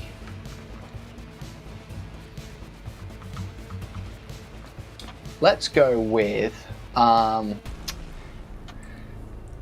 grit check for both the tackle and the persuasion. Give me a grit check. Oh. Oh. 4. As you dive at Neo, Oh, fuck. though earlier it didn't seem like he had any strength, it seemed like he was exceedingly weak. As you dive to go towards him, he reaches out his hand and catches your face with an open palm, just gripping your face, stopping you in midair. Your spine accordions ever so slightly as your legs begin scorpioning over the top of your body, as he then lets you fall and tumble past him as he continues walking out of the back door. I say, Danny, that's I turn your go around. as you slam into the wall. Well, fuck. Okay. As I see that, I say, Giga, what the fuck's going on back there? What's going on with the kid? He's gonna sacrifice himself. Don't let him No, leave. Neo. No, Neo. Neo, stop. Neo, stop. And I get out of the front seat and start walking back towards Neo. Cool. Awesome. You get up. You feel like a little shake. You brace on the walls of the cockpit, and you continue walking towards him. Yeah. You've got an action. You can do something if you want. You can move towards. You can do whatever you want. I go up to him and I say, Neo, what are you doing? Talk to me, Neo. What are you doing right now? I'm saving you. I get it now. No, you're not. Giga made me understand. No, Giga was wrong. Giga's wrong. We are saved if we save you. Right? It's a combination deal. Use combination reasoning. You need to stay alive, you need to stay with us, and we need to get the fuck out of here. Make the fucking solution now. Go. Go, Neo. Make the solution now. Make me a grit or savvy check. Time to go. Yeah. Is that Heath Ledger? No, poor you choice should of choose your words. words more carefully. Yeah, exactly. Exactly. Was it grit or savvy? Whichever one you want. Yeah, whichever one you want. I'm gonna go grit, and it's a 9. Come A on. 9. You see Neo kind of stop and look at you for a second, as you almost see his eyes change color for a brief second, as he goes, but Giga said that they want me, and we're all gonna die if we don't do something about it. So I'm doing something about it. I'm living up to do something with my life. And I say, I just kind of grab him, try to grab him by the face, and I say, Neo, things change. I'm telling you what we need right now. We need to save you, and you need to save us. That's where we are right now. We save you, you save us. Look at what's behind us, and come up with a solution, Neo. You've got this. As you say that, you hear over a tannoy that seems to be coming from behind you. You just hear as it kind of scratches, and he's like, "Pull over the vehicle! Pull over the vehicle! You are breaching border regulations. Pull over your vehicle. You have nowhere to go. There is rock ahead." I say to Neo, remember your father. Remember your mother. This is a bigger mission for us. We need to get to your mother. End that obstacle behind us right now. And we get one step closer to your mother. You see him look and go, okay, I've got an idea. He rushes over to the console, and you see him extend his hands. As he does, the tips of his fingers hinge upwards, and little, like, almost tendrils that seem to be alive kind of come from the tips and begin connecting to the wiring of the console. You see his eyes roll back into his head as he almost begins tensing. At that moment, in the front, Zane, you see the hover light flip back on. The button's light re-glows. And that's what Neo does. Great job, Tom. Neo's action. Jesse and Zane.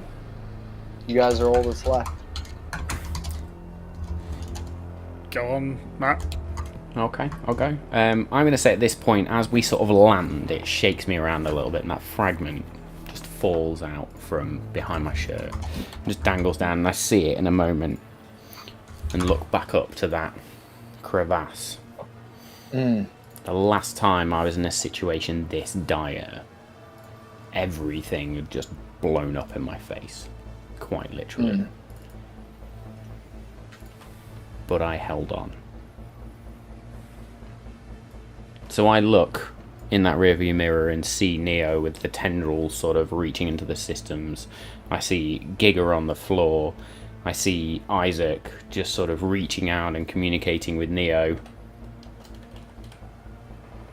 Oh well, fuck it. And I'm going to punch the hover button, if I can do that anyway. Yeah. And then I would like to use whatever I can to, straight as a die, point old Bessie at that crevasse and thread the fucking needle. Okay. Okay. No pressure. You slam your fist down on the button. The vehicle, as the wheels shift under again, those lights ignite and you lift back off. You see the front almost tilts for a second and then kind of levels off. Okay. I will also, in that moment, as we go steady, Jesse, we got about 3 fucking seconds before we either hit a rock or we're home free, but I suggest you take that fucking rocket car out right now. That's all I needed. And it's gonna... It's reloading as that happens, and we'll fire... we'll fire again. Amazing. Awesome. Can you make me an attack? Let's Are go, you Jesse. attacking the same place? Are you attacking the exact same place? Aiming for that rocket? No, he's going to go back to the... well, there's only one person in the cab now. Is that right? One person in the cab and one person on the gun on the back. Yeah. Jesse's going to assume that that gunner can't get to the cab. That it's an... so taking that secondary driver out is now going to mean that that thing is going to careen, hopefully, into, obviously, where we're at. And he's a much surer shot. So, he's going to fire at the driver. Fire at the driver. Awesome. Roll me that. So, I've not... That's now normal or with... It's going to be normal. It's going to be normal because Matt's holding straight. Matt, can you make me a mobility check? We're at +1 now, aren't we? Yep. Yes, you are. If you're hovering, yes, you are. I'm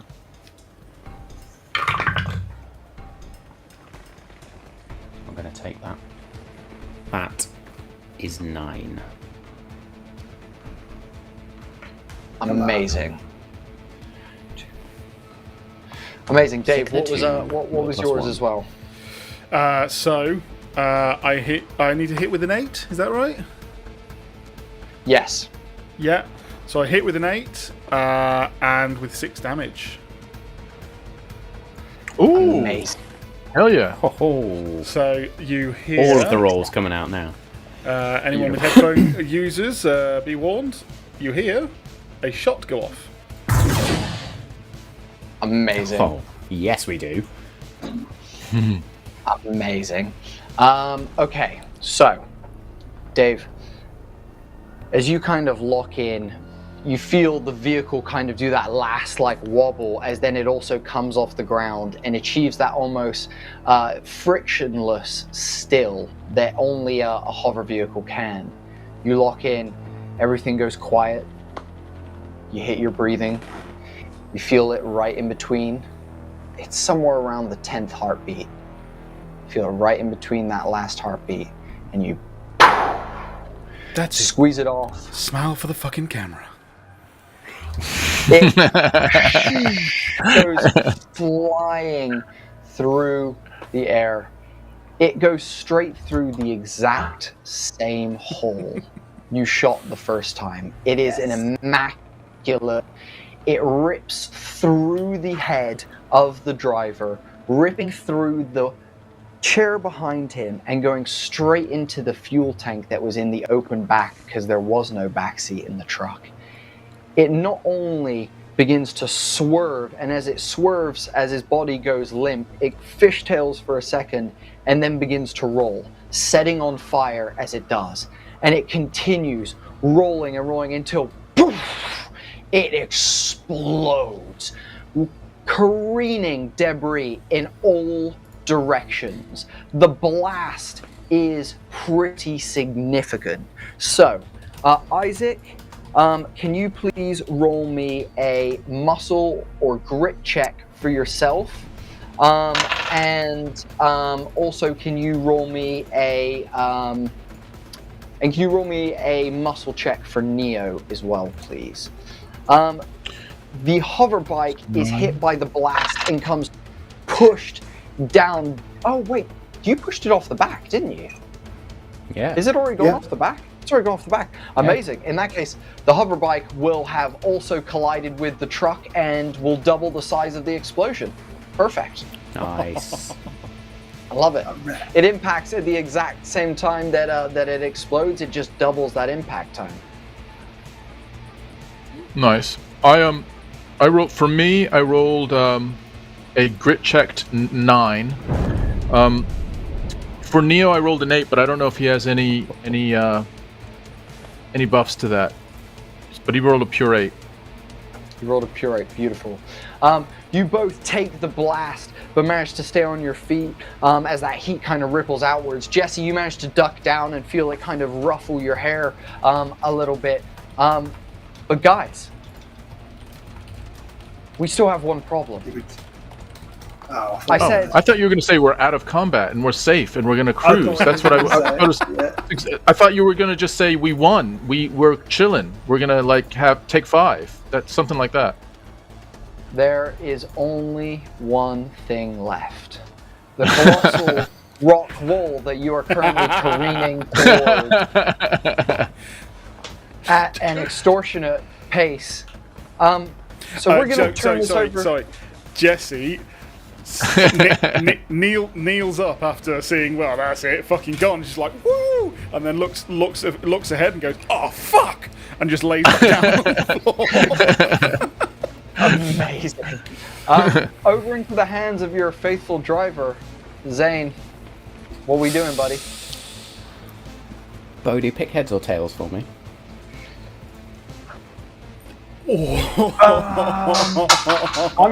I'm a heads guy. Oh yeah, You're a head guy. We've all been there. Okay, cool. Yeah. In which case, I see this and think, I'm not that fucking lucky. I'm gonna try and drive up the fucking wall. Oh, hover up the wall, surf the wall, reverse surf it. Okay. Amazing. Let's do it. Matt, you can roll me a mobility check, and You can take the wheel if you want to, and then you can also exert once you've taken the wheel as well, or you can just do the straight mobility if you pass it. Don't need to, because that Beautiful. was 8 on the dice, which with the hover mobility is a grand total of 9.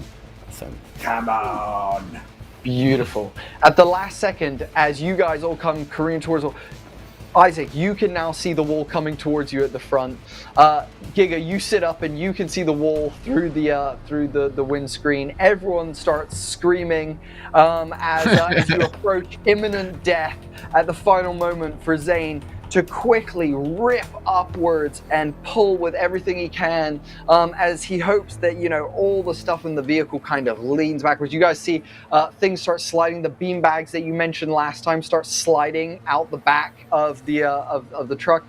As you guys begin going vertical, you begin hovering on the side of this rock face as you guys begin traveling upwards. Oh my god! Just holding onto the rope. I imagine as all 3 of them are screaming. I mean, I don't know what Isaac's doing, to be honest. But I imagine as the rest of the group are screaming, I am just locked in. And then in that moment, as I pull up, just let her go, oh, fucking word. You crest over the top of this cliff face, level out, and kind of do like a small little bounce, basically, but don't actually make contact with the ground as you're hovering.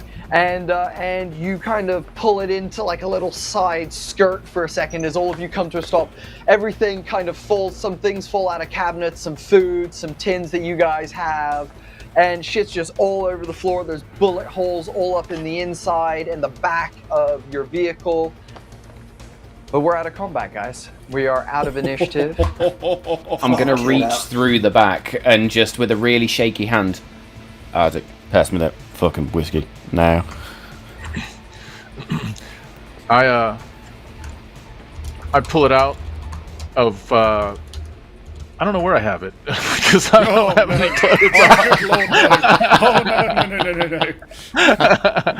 I say I reach for it. I say it's actually probably better if you pass it to me. It's right next to you. Nice. I'll pick it up and just and then just shakily hand it to Isaac. I'm gonna need a minute and I think some fresh cakes, to be honest, gents. Holy fuck. I take the whiskey and I'm okay. It's fine. Come on down, Nice Jesse. shooting, Jesse. Nice fucking shooting. Can I come down?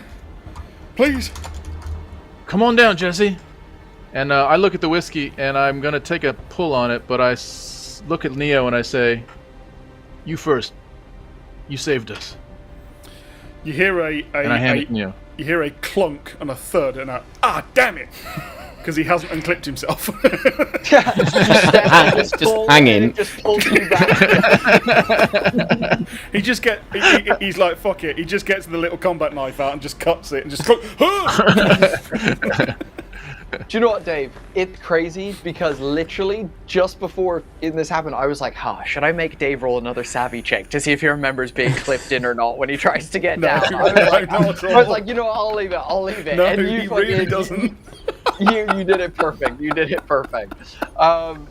So yeah, you do manage to make it down, and as you hand Neo the whiskey, his fingertips are kind of like just like re-hinging back in place as he grabs the bottle. And just kind of takes a swig, and eyes kind of wide goes, "We did it! Woo!"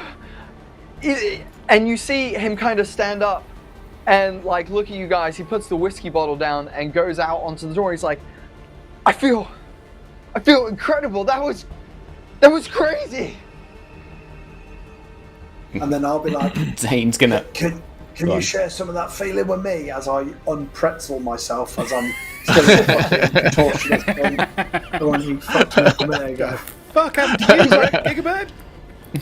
Oh shit! Sorry, Giga. And he comes rushing over and kind of like helps unfold you, and then like pulls over the medi drone and starts like patching up any wounds that you have. He downloads chiropractor Zane- mode and starts fucking twisting the head and fucking back up. I am going to shoulder the door open and just sort of shakily get out and stand and then just go...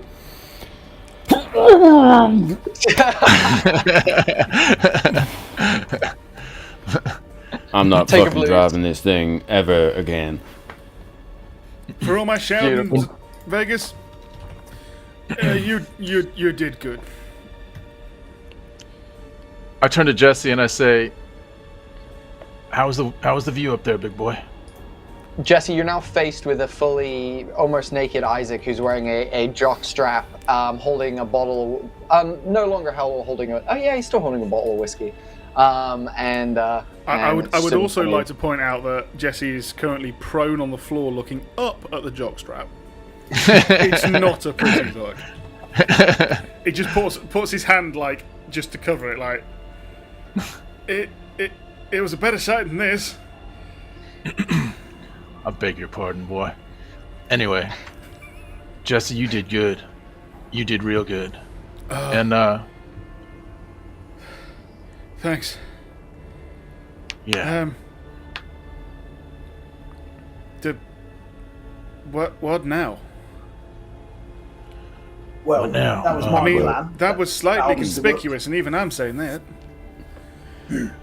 Obviously, my master plan got us out of that mess. I'm all out of ideas now, boys. Yeah, I guess it did. But Jesse's right. What now, Giga? I mean, they're not tailing us anymore. Yeah, but I From the guess cliff, they're can all we going to see- be like looking for this old thing, you right? From the cliff, If can they we manage see to get a message back. the what's the fucking word I'm looking for? The dock that we're supposed to get to. So, Mars Cinco.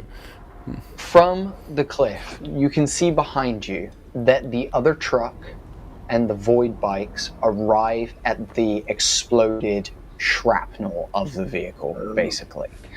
And they are beginning to get out of the vehicle as one of them begins shouting commands, and you see a couple of others hop on void bikes and begin tracing towards the crevasse that's below you, basically, to like the right of the vehicle. Then as you turn and look the other direction, it probably like startles you guys. It's just so unbelievably objectively different to the rest of the landscape around you. You see this almost reflective, shining, glistening city off in the distance. Buildings hundreds of feet tall. You can see that there's almost layers of air traffic basically within the city of like public transport, shuttles and things like that moving around, and you can see that as behind it the sun is setting behind the city in front of you guys. Oh man, What do you guys want to do? I've never actually seen it. Would Looks like a good place to go get lost. Gigabyte know in hover mode whether we leave any tracks that can be followed? I know it sounds silly because we're not on the floor, but does it leave like Yeah, it could disturb it or anything. Yeah. yeah? Yeah, it does leave a like you can see like almost essentially what happens is because it's using magnets and the pull of whatever planetary force it's against, the particles basically the sand between it like lift and then like will like trickle back down. So when you do go, yeah, it does create dust, and it doesn't create so much as a path, but it could be followed by someone who was very well trained in such things or someone who had the technology to follow such a path, but realistically, So- from the common eye, not really. But the I void mean, bikes gravity's could a thing, essentially so follow that's us. surely just a pile of shit. The void bikes could follow us technically, right? Yes, they could indeed follow you. However, currently they're heading towards the crevasse. Okay. I think if we head towards the city and go back down the other side, the void bikes are going to catch us. I think we need to stay on top of the cliff until everyone fucks off and then make our way. Perfect. You saying we camp out here for a little while? Well, I'm not saying light a campfire and start singing Kumbaya, but yeah, I think we need to lay low for a bit. We need to be. We need to get ready to move at the moment's notice, though. Is there a...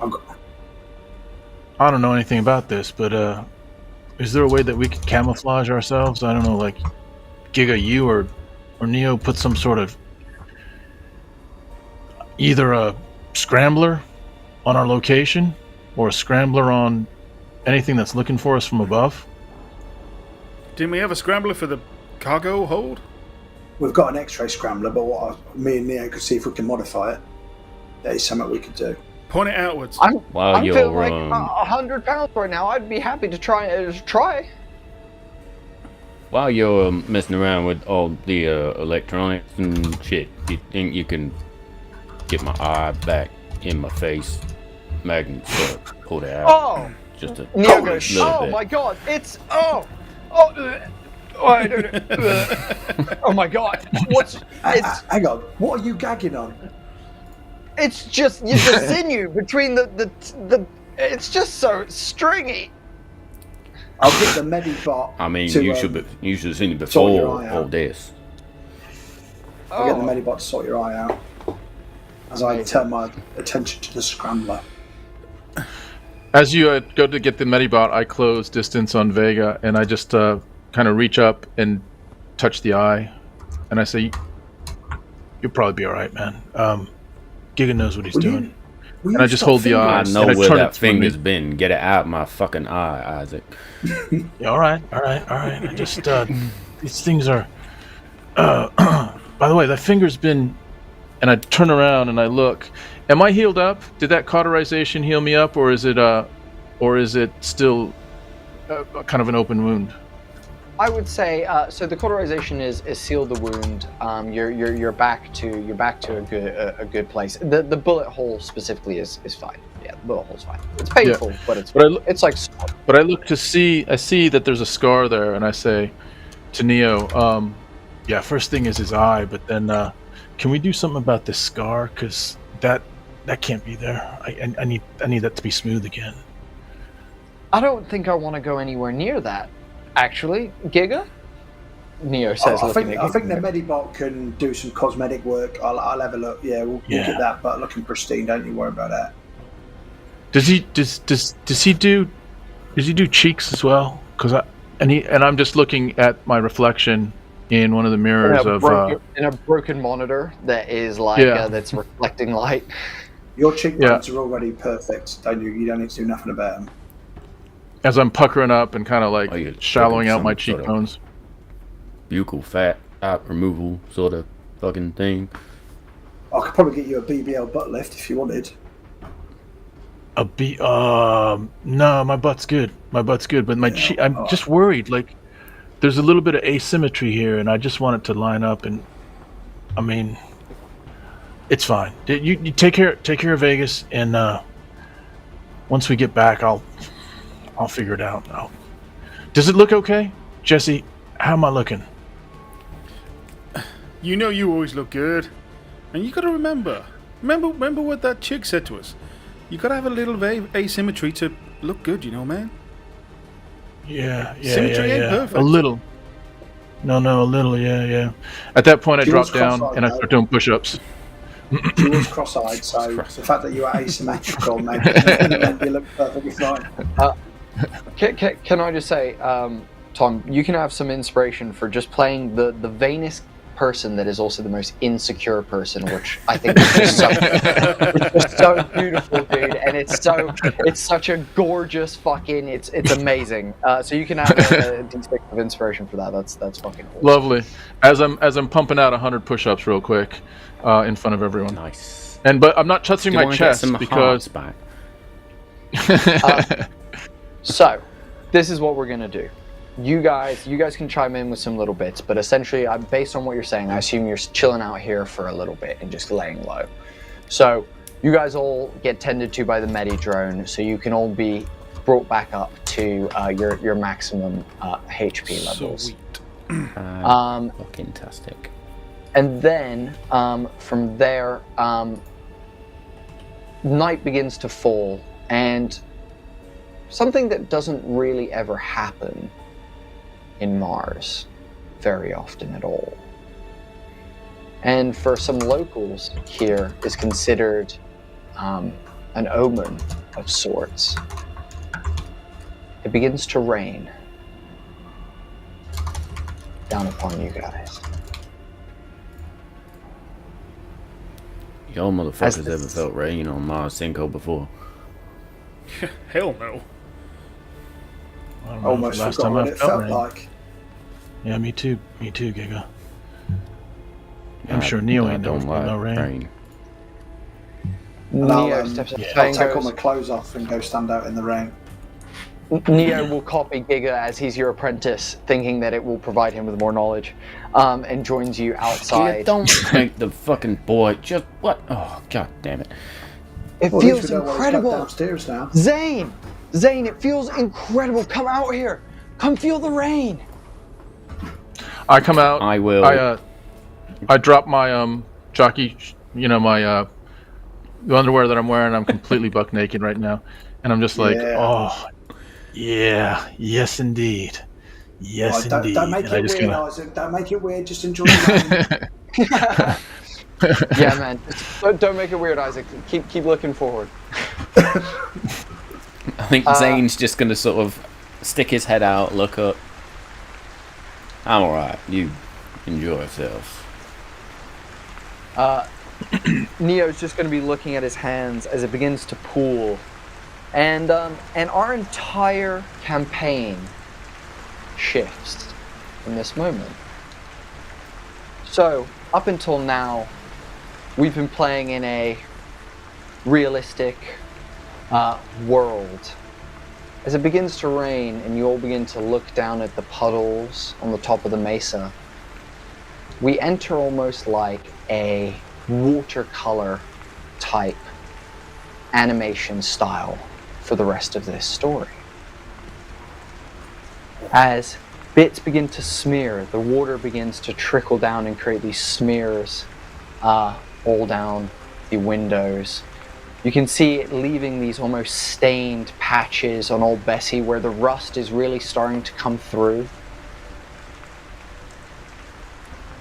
Let me know what you guys want to do for the rest of the time that you're here, and how long you guys want to be here. How long do you think it would take me to modify the scrambler with Neo to make sure we can't be picked up by any scanners or radar or anything? Let's roll. I'll do this one. It's going to take about 3 hours, Okay. roughly.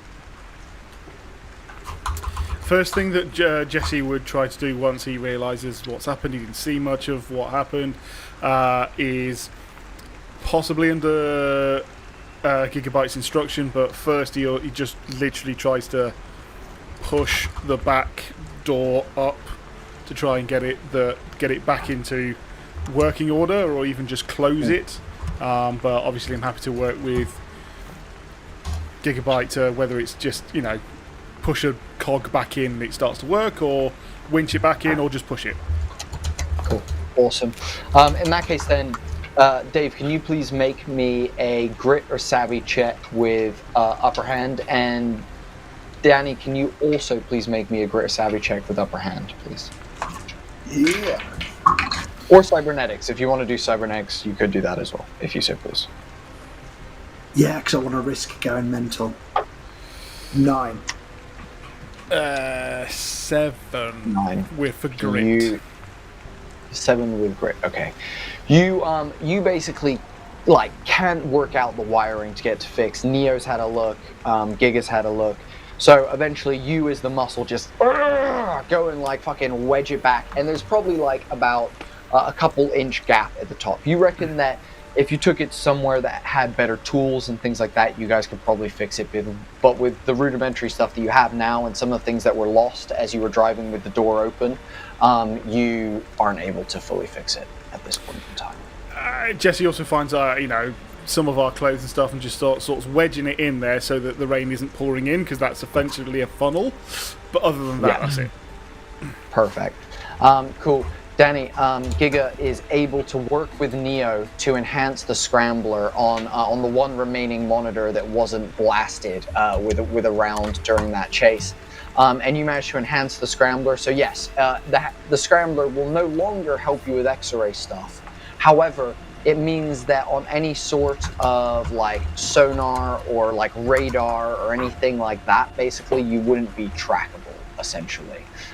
So any like, if there was a ship that was above, using similar, like if you imagine like an AC-130 or something like that, looking at the ground and doing like thermal stuff, you guys would be not visible to that kind of thing, basically. Nice. So that's kind of the place that you guys are at with that. Beautiful. Does anyone else want to do anything else before we continue on? I think if we're resting, Vega knows fuck all about any of this machinery and trickery, but what he does know about is his weapons. So they've been pulled aside, he's gonna take them out and sort of lay them down and just takes them apart meticulously, cleans them all down and puts them back together, and at one point looks back towards Neo, makes a mental note, but sees Neo's busy in this moment and sort of reassembles them, reholsters them, puts the shotgun sort of behind his back, puts on his duster coat, and is ready to go whenever anybody else is. So, the rain continues to pour deep into the night as you guys pull off. Are you staying in hover mode or are you going back to vehicle mode? I imagine we probably turn hover mode off while we were... We'd need it back on when we're going down the other end of the cliff, wouldn't we? Yeah. But not yet, if we're just rested. Is it not better, though, if we leave the hover on, then we will be less likely to be tracked?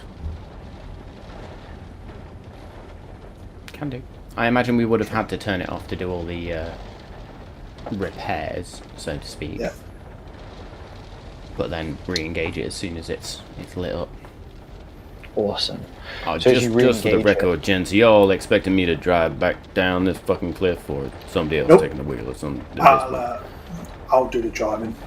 I'm usually the driver. That's music to my fucking ears, Giga. Thank you. Giga gets back in the front and connects. You fucking mess with my seat settings and everything, you bastard. I don't know how you sit so close to the damn wheel. Like, you've got to have some like space between you and what you're trying to connect with. Like, being this close, you're gonna smack your head if you bump on anything. Got short legs, all right. I wasn't judging or nothing. I'm just saying that just you do you. As they're talking, I move to the back and talk to Neo about if he's ever played any games of chance. Actually, Isaac, I was actually wanting to talk to you. Earlier, what you said, it really helped. I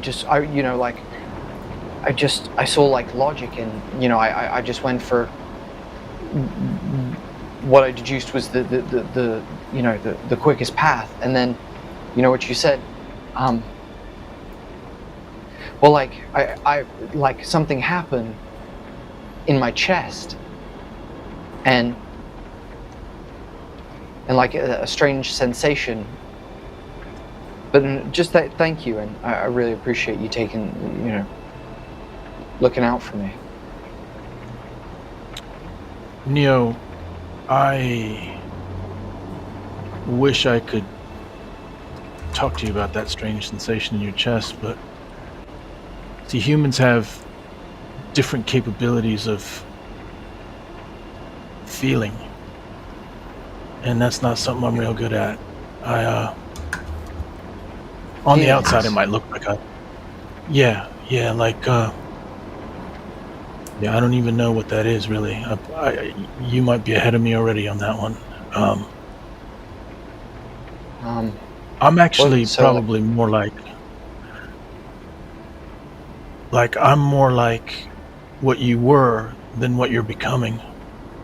You know, I'm kind of like, I don't know how it all feels inside, but for me, it's like I got wires and messages,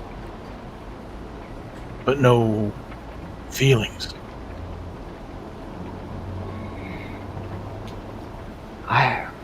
I feel. Is that right? Is that how you say it? Yeah. More like never before. Like it's coursing through me. I can feel it in my fingers. Maybe as I get older, you're getting younger, and that's why you're not feeling as much anymore, and why I may be feeling more.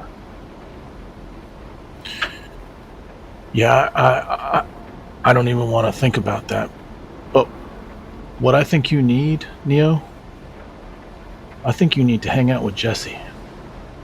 Because he feels more than just about anyone I know, and I feel less than anyone I've ever met. So, if you want to explore that, he's your guy. He looks at you, looks back at Jesse. Jesse sat on a chair picking his nose. And he is 100%. He is, but he also was listening to that, and he's sad because he knows that Isaac believes that.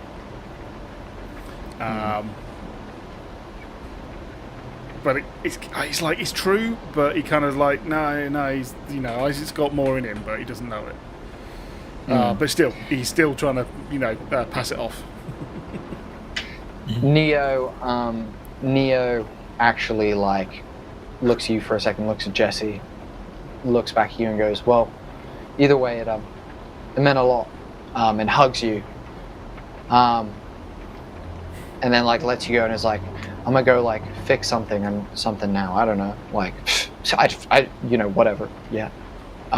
Hey, Neo. Yeah. Look, like I said, I don't know shit about feelings, but what I do know is you stepped up and you took care of business, and you were cool in the moment, and you saved our asses. So whatever that means to you, it means to you. But that's where we are right now. He nods at you and walks over to Giga and starts working on whatever Giga's working on at that point. I dropped down for 100 push-ups. Amazing. Of course you do. Incredible. Fuck's sake. I think as Isaac does that, I'll probably sidle over at this point and take out one of the packs of cigarettes. I'll take one out for myself and light it, and then sort of nudge Isaac with my foot. Isaac. And just pass one down to him. What do you say, Draven? That's nice. Is that menthol? That one's yours. Partial to a little bit of indulgence. I'm not going to say again. what they say in my neighborhood, but menthol's for pussies. I'm just kidding you, man. I'm just fucking with you. And I kind of you know something, Isaac? Hold it up to him to light it for me. I light it. You know you're full of shit. And I mean that with the utmost respect. I don't know what you're talking about. You just said to the boy that not feeling. I see right through that. When he says feeling, you hear that word in your head again, Isaac. Love. You And may not want to admit it. You feel more than... Well... You show more than any of the others in this here truck. I just want you to know that I see that, and I got you. I understand. Vegas, I don't know what the fuck you're talking about. You just do what you do, and I'll do what I do. And I say, I'm gonna go for a run. And I just literally say, everyone good around here? And I pelt. Fucking literally trying to... well, we're in the air right now, right? Yeah. I try to get as far away from everyone as possible. So I go up into the front of the van, and I'm just like, I don't know what the fuck he's talking about. And Jesse gets up. Sat next to you. Yeah, Jesse gets up and walks over to Zane. Doesn't look directly at him, sort of like, stands to the sort of side, looking past him. Nice. It was a nice try. He doesn't see it, but He will. This time. it was. No, there's always one. Yeah, it was Always one. It was tough. It was tough for him. as they say that, I reach for the radio to try to turn on some music as loud as I can. Amazing. So, as you do that, more than a feeling. Fuck! Change the channel, Giga! I love how we all went 80s hair metal there. Just as you change the channel after that, it's fucking Love Gun by Kiss comes on, and you guys have this beautiful moment in the back. And can I just say, everyone can take a D6 of inspiration for men expressing feelings to one another. And we love it when men talk about mental health. Good job, guys. Set a good example. Proud of this table right now. Proud of this table. fucking two, right? As you crank the tune and Giga steps on the gas, we cut outside to the back corner of Bessie as the hover lights come on, and as it pulls away, water sprays up, creating those kind of droplets of water that you see on watermark paintings, as the lights kind of stream in that rain and almost give that kind of like trail effect as old Bessie pulls off. You guys make your way for the next couple of hours to Cinco City. And as you begin pulling into the outskirts of the city, it's colossal, to say the least. As it towers ominously above you guys, you can feel the money, the corruption, the poverty, the wealth, the sheer contradiction that this city is. Speaks volumes from its look, as its skyscrapers stream up into the sky and seem to blend with the rain clouds above. You guys pull into Cinco City. The low-layer streets here are lined with parked hover vehicles. You can see that there's dustbin fires going. And it seems like, as far as you can tell, that the lowest layer down here, which is covered in grime, rust, decay, and ominous silence. Not just one type of silence, but two. Silence of that things around are quiet, unnaturally so. But the silence of fear down at this level is evident. Where'd you guys head when you get into Cinco City? What do you see, Giga?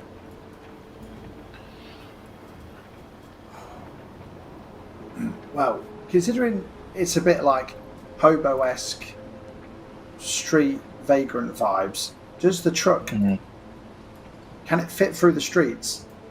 Or will we need to park up and go on foot? a great question. You manage to get through a borough or so before you get close to the inner city. As you're going through, the water's pooling in various drainage spots. You can see the odd figure, hooded or coated, dash across the street, running from one place to another. See the lights of an odd ramen joint open and the odd, like takeaway place that's still open late at night. The lights from various different gambling centers and billboards fill the streets. But yes, you do have to get out at a certain point as the streets do become too narrow for Old Bessie. So I imagine you guys climb out of Old Bessie, park her up. We're gonna have to park her up. I'm gonna have to park her up here, lads. But I will find, if I can, a secluded place to park her up, and then cover her up with tarpaulin. Mm-hmm. Awesome. Yeah, you pull out the same tarpaulin that you used to cover up the truck that you got from the original shootout at the diner, and you cover Old Bessie with those tarps. Beautifully done. Danny, I'm just gonna get you to roll me a grit check with. Actually, no, give me a systems check with upper hand.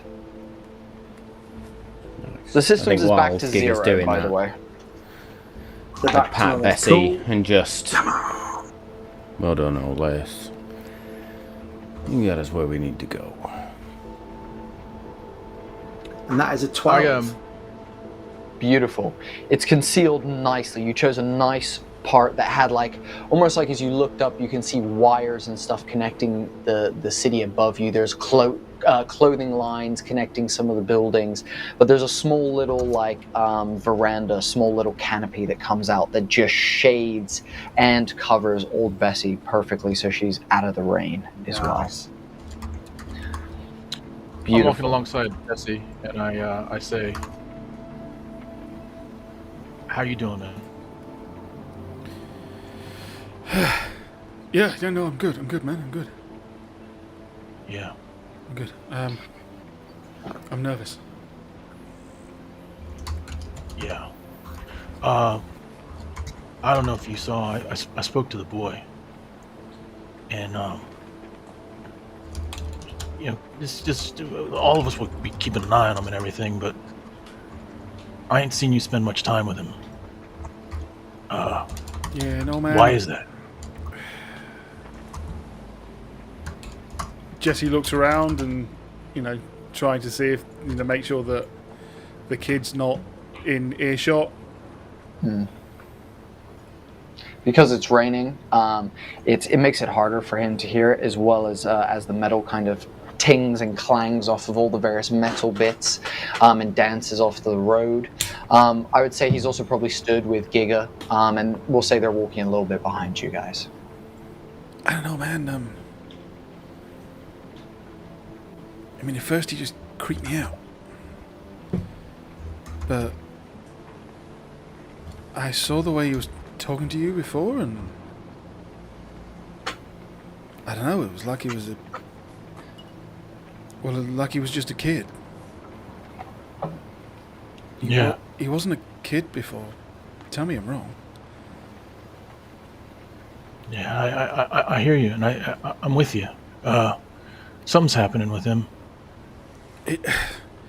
The job feels different now. We were taking a very complex part to the docks, but now we're taking a kid. I know it's for his safety. I don't know, it just changed. Yeah. But Jesse, don't be afraid of him.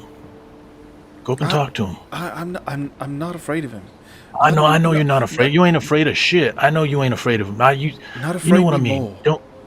And I was. Yeah. I mean, go up and talk to him. Both of you take a blues as you acknowledge for the first time that things have gotten out of hand, that the evolution of what is happening is not just happening to Neo, but to you guys and your understanding of him, to your situation and what you are currently faced with. Back to you guys.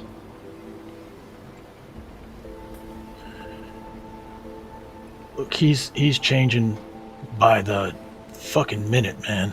And Giga sees it. I think Vega sees it as well. But, I just want him to get a piece of you, man. 'Cause I'm not gonna... Look, you're important to the team, and, fuck it, Jesse, you're important to me. So just show him that, too.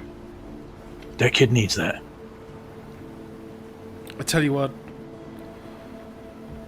make a deal. I'll go talk to him. If you just, at the very least, consider the fact that we're all here for you, Isaac. We'll all... You can talk to us. Because Vegas wasn't wrong. You just need to start feeling again. Start pushing it back.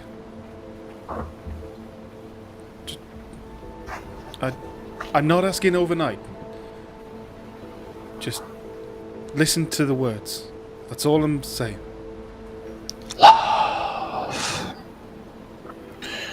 My first inclination is to drop down for 100, but I stop.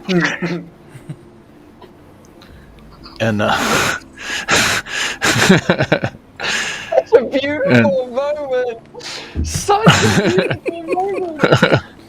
You know what? You both take another blues for Isaac expressing a bit of emotion and then receiving a bit of emotion as well. You can take another one for that.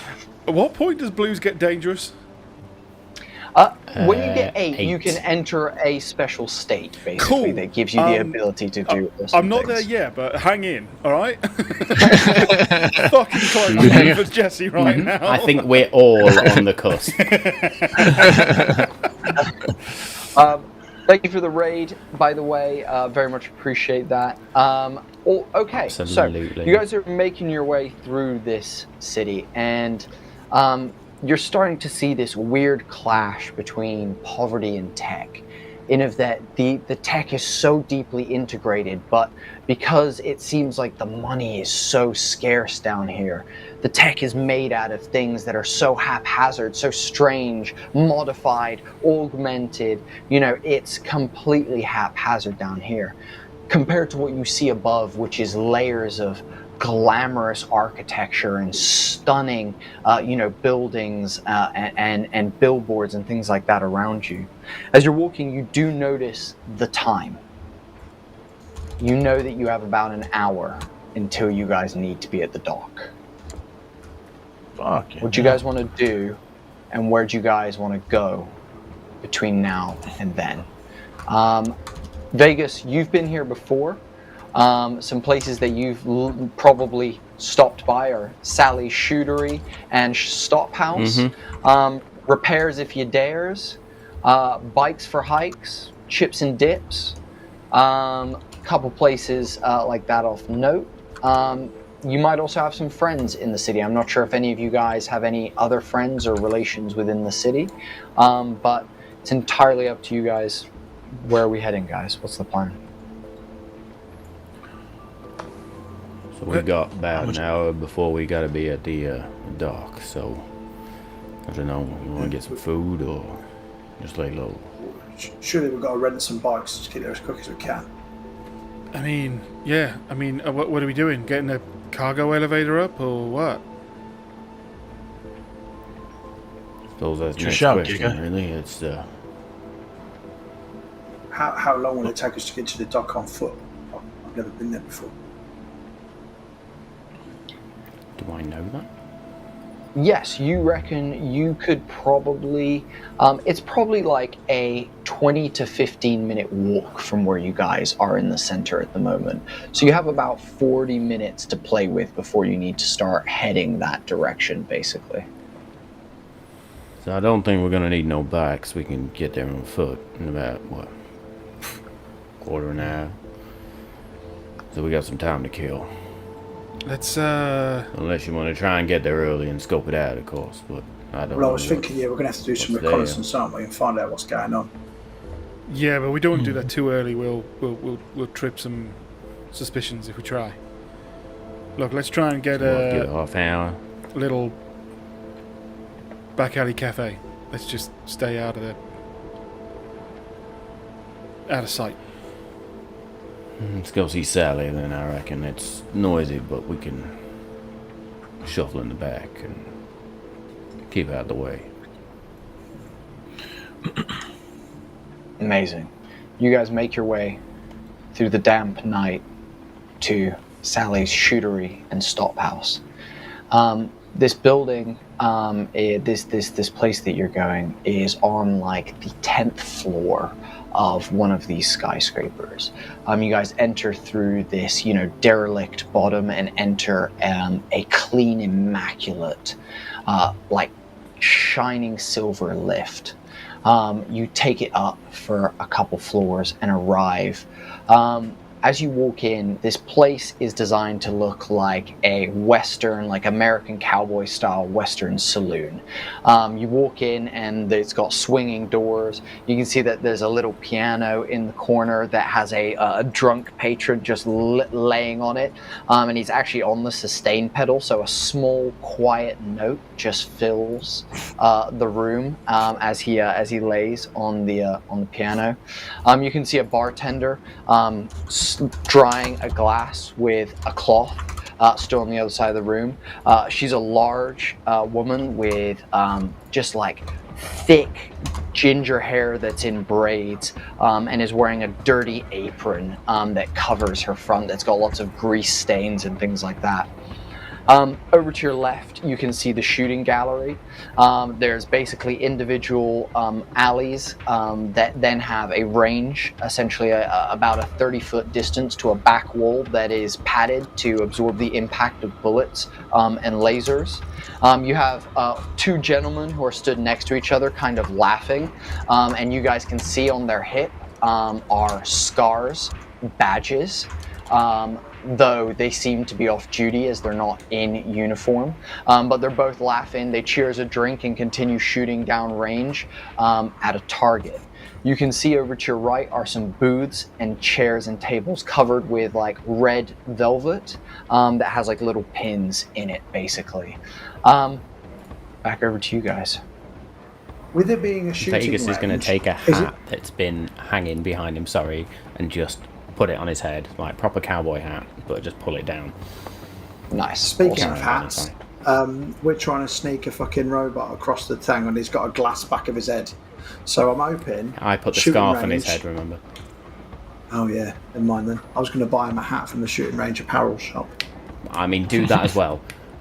I'm gonna buy him something to cover up his arms because he's obviously just got my gilet on at the minute. So the shooting range apparel shop, I'll kit him out like a redneck. Amazing. You walk over and the shooting range apparel shop has some very interesting pieces that you can choose from.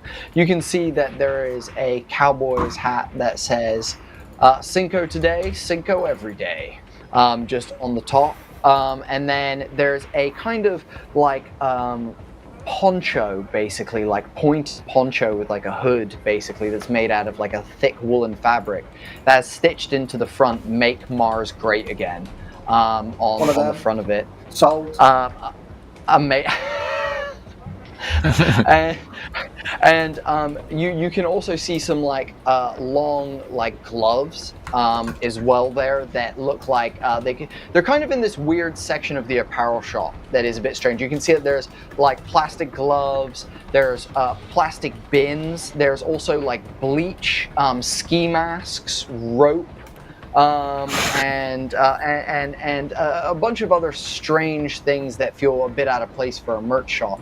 But you grab yourself one of the Make Mars Great Again ponchos and take it over to the bar. The bartender looks behind you and goes, "Well, howdy there, partner. Welcome to Sally's Shootery. What can I do for you?" "Oh, I see you got yourself a nice little item there. That's a classy one. We like that one. Make Mars great again. Ain't that the truth?" Yeah, power to the people and all of that. I would just like to purchase this if I could, and then be on my way. Really. You don't fucking you don't. You went Australia for a second. I went super Australian. You don't say. You're not from around these fucking parts, are you, mate? She says to you. Well, now you could tell it's pretty obvious, but I can. I'm just passing through, and I've heard this is a great place to visit. So. Well, howdy doodly. Can I get you a drink tonight, partner? I think we will need four drinks and the poncho. Thank you very much. No problem at all. Maybe get the kid a sarsaparilla just for shits and giggles. Oh, and a J2O for the kid. Okay. No problem at all. I'll go sort that. I'll go wrangle that up for you just now. That's going to be about 1,000 credits for all of you. Oh, plus the poncho, that's going to be 1,500 if that's all good for you, honey. No problem. And I'll do contactless with my hand or whatever it is. Go, bloop. Yeah, amazing. You can take 1,500 off your current amount. And she begins to pour you guys some cold pints, and you can see that it's from this draft beer basically, but some of the logo has been scratched out, and it just says sir, and you're like, what's busser? I don't know what that is.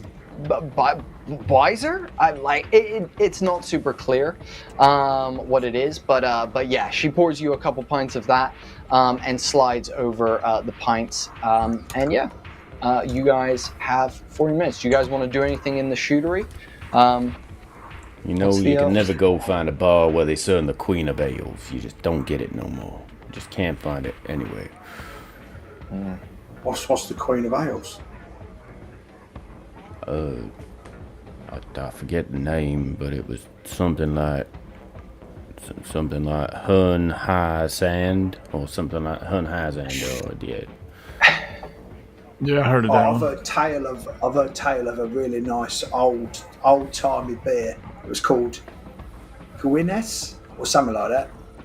It was black, creamy. Apparently, it was delectable. It was called Guinness or something like that. I don't know if I can know. That sounds like something that some of those old weird Brits would have come up with, to be honest. But Gwyneth. You see, don't say Brits because they're Irish. They'll be well angry with you. They're not British. You see Neo twitch for a second as he goes, yeah, you mean Guinness? Yeah, it's from a place that was called Ireland down on Earth. We've got Encyclopedia Britannica with us. Holy shit! Yeah, it's apparently a stout. It's a what? Ooh. I don't know what that is. Me neither. It was short and fat. Yeah, exactly. It must come in like a short and fat glass. Yeah. It must be like Yeah. That maybe not a bowl. be calling anybody short and fat around here. That's the quickest way to get a bullet through your skull. That's a good point. You guys grab a booth, I assume, or anything you want to be doing? Want to go up to the shooting range, anything like that, or just chilling out for a little bit? Well, we've not got too much. I got I only bought us the beers so we could blend in. So we've got to chin them pretty quick, to be fair. I sit next to Gregor and into Neo, and I say, "So who's smarter between you two?" I mean, like, I think fast that's and- obvious, isn't it? yeah. Okay, I mean, on the count I of three, think on the count of three, Giga, we'll both point at the person we think is smartest. Okay, Yeah, 1, yeah. 2, 3. He points Jesse at points you. himself.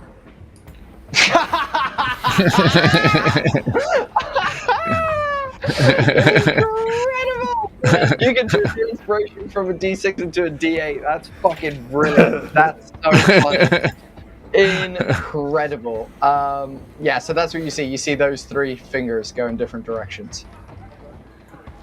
I say, like, I don't know, general knowledge, or like chess, or like, I don't know, computer programming. Like, who's got who? Oh, well, I mean, think the fact that he can download anything he wants to at any given time probably means he can beat me in a quiz. Yeah. I mean, Yeah, I've got a few tricks to teach him. I wouldn't want to beat Giga in anything because, he's Giga. And gestures to Gigabyte. Yeah. Both just You know, fucking like, nerds, though, aren't you? I heard that. I mean, there's no... Giga... You guys are fucking nerds. Did I say that right? Fucking? No, you're a nerd. Right, I think the main thing I need to teach you is comebacks and, quick wit. You can't really learn that in a textbook. I'll teach you how it works. Okay, give me like what would have been a good one to say then to Isaac? Twat waffle. Been a good you twat waffle. Did I say no? Twat waffle. I don't even know what that means, so that doesn't even count. Tell him he's got shit cheekbones. That'll hit him where it hurts. I don't know. I hear Giga say that. Giga, I'm scared. We're trying to I hear Giga say that. We're trying to save the boy. Giga, don't have Isaac murdering the boy before we get. Hey, look, just no. Keep it down. He's joking, Neo. He's joking. That ain't what he meant to Your say. cheekbones are flawless. Yeah, no, you don't have to tell me. And I'm looking in the mirror behind the bar, and I'm just kind of like sucking up my lips a little bit to just see how they are. Fucking, like White Goodman feeling his ass. Fucking. Yeah, I get you. As this is happening, cool. As a group, you're gonna roll me a grit check. As a group. So, we need a majority pass. Do you want me to roll for Neo as well? Yeah, go on then. Why the fuck not? And he's got a 0 to grit, so it's just dice. Okay. 2d6, isn't it? Yeah. Yes, please. What are we trying to I'm pass? gonna use my inspo Grit. straight away on that one. You got it. Yeah. These So dice are brilliant. what are we trying to hit 8? Is that right? Yes, 8, indeed. I got a 10. Oh, 10? that was a good fucking idea. I mean, Neo got a straight 9. I also used my Amazing. inspo to get 10, a 9, 10. 11. And I got a 9 as well. So Giga and Neo both got 9s. That is a full team pass, full squad pass. As you see the 2 SCARS officers, you see one of them kind of lean down and put a finger to his ear. As he's like, what? He turns to his friend and goes, apparently there was some breach at the south gate of the block. They said that there might be some people headed here, and we should keep eyes out. They're gonna need us back on duty back at the precinct. And you see both of them like grab their jackets, whip on, holster their weapons, slam their pints, and exit the door. I lean towards Isaac and go, well, Evan looks like he liked to finger his holes too, so you'll fit right in. Yeah, I hear you, man. It's fucking twats. I came this close, but I remember the last time we were in a bar. I didn't want to fuck that up again. Can we just clarify, is it twat or is it twat? What's a You what say is a twat, I Giga? What say is a twat. twat? It's kind of like tomato, potato. Oh, Yeah. okay. Yeah, like a fruit or a veg. It's like a vegetable. Okay, yeah. You're like a dumb vegetable, Isaac. Guys, That's a different story. I know you're allowing me to be the brains here, but do we not think to do something with that? Like, Oh, fuck yeah, we gotta get the fuck out of here. Yeah, thank you. Yeah, we gotta make a move. They went the other way, so I'm sort of thinking let's give it a minute. But yeah, If we rush obviously- straight out of here now, that's gonna look more suspicious. Fine. I think Jesse's just meaning like we're Let just. it marinate. Yeah.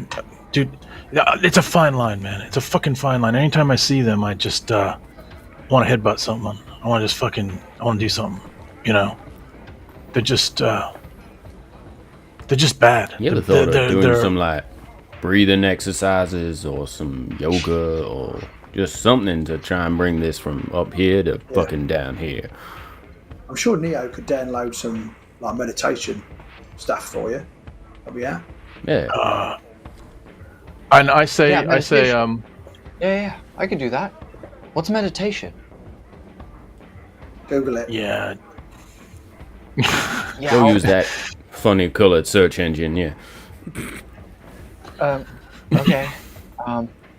He starts searching around and is like, I don't know. I'm not searching. He meant the one in your head. The one in your head. Oh. I'm lost. Yeah. I heard that one, turn to Dave. Neo. I absolutely heard that one.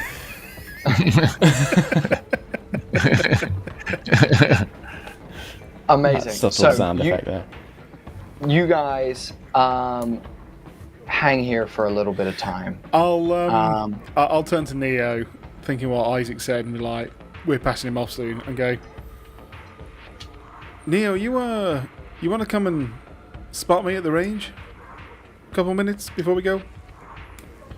Yeah, that sounds sick. Giga, are you cool? With, like, I'm not his apprentice, right? But you cool? Yeah, you got to learn what you can. Learn what you can. Soak it all in. Come on. Thanks, man. And he'll chase after you, Jesse. He'll go up and pay his dues to go on the gun range. Nice. Just me. He's with me. He's not shooting. That'll be 500 credits, please, darling.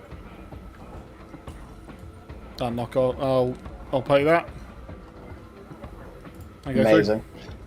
And then you walk over to the range. You grab an alley, and a target like appears on what looks like it's like a hologram target basically that seems to be like hanging from the roof. You can see the target is in slow motion, drawing a hologram pistol and going to point it at you. He completely ignores it, and what he does is he grabs two like funky ear defense from the side, puts one on and gives one to Neo, and he's got a little mic on it. Right, Neo? Should we do some shooting? Yeah. You go first. Show me what to do. All right. So, aim for the head, basically. Okay. No, I'm only That kidding. sounds great. Okay. I'm only kidding. So, this is what you do. And so he talks for about a minute how to shoot. Yeah. And he'll fire a few off, Yeah. and then he'll hand the gun over Cool. and see what he does. Cool. Neo will grip the gun, mimicking your stance and technique perfectly. He even holds it on the left side, which is unconventional for most rifles, the same way you do. He fires down range, and the first one takes him by surprise. The recoil of the rifle takes him by surprise. He recoils the back, the bullet zips past the target and misses. He looks at you and goes, like with wide eyes, but that of a child that has just found something so exciting. And he looks at you, looks back at the target, and you see him focus in. You see him grip his stance more. You see him really lock it into that shoulder pocket and really tuck it nice and deep, and you see him brace a little bit harder. This time, he shoots straight through the hole that you shot. Perfectly clear. Amazing technique. That's good lad, that. Well done, Neil. Thanks. That was. Did you see? Like, I got him right in the dome. You He would have catch been. on. He would have. You catch on real quick. Real quick. Thanks. I mean, it's just your good teaching. I mean, I guess you're like, your teaching's really good. Have you ever thought about being a teacher when you're done? Oh, hell no. But hey. Well, I think you'd be a good one. Look, I heard what you were talking to Zach about. I know this has been a lot for you. And I know it's still kind of scary. And where you're going is gonna be different.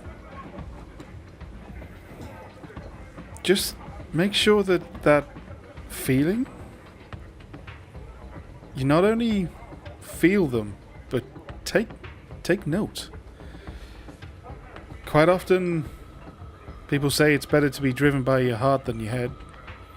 And you've got a head on you. But I've seen in the last 24 hours you've got a heart too. Neo, just beaming with a smile, looks at you and he's like,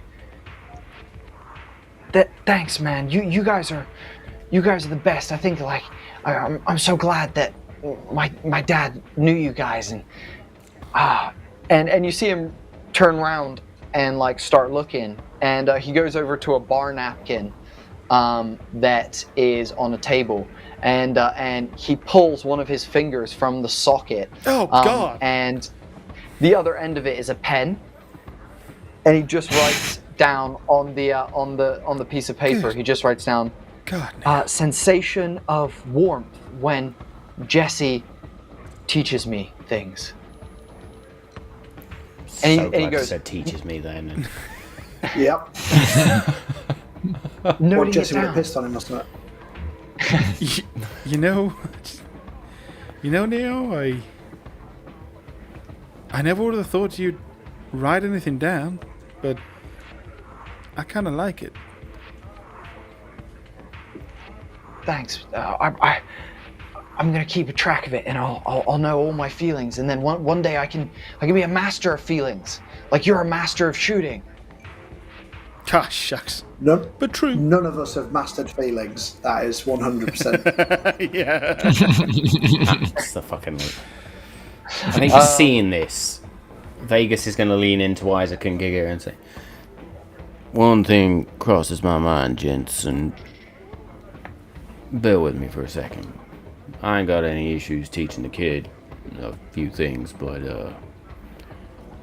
seeing how well he just fired that rifle, anybody considered what fucking happens if we deliver him to his mom and he turns out to be the evil dude?" What if they steal him and make him evil, you mean, or if he is already evil? Well, either that, or if he's already programmed to fucking hate humans or whatever it is. I don't know.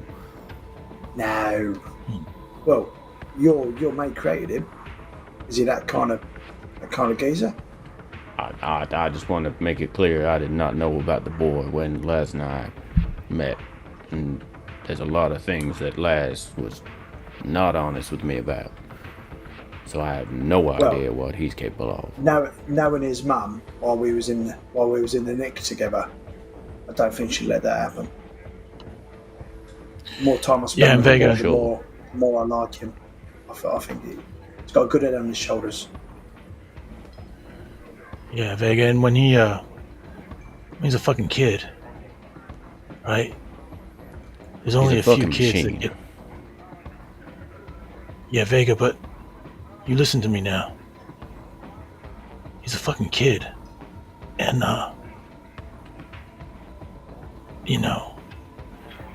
there ain't but a handful of kids that turn out real bad as a kid. Shit has to happen to them.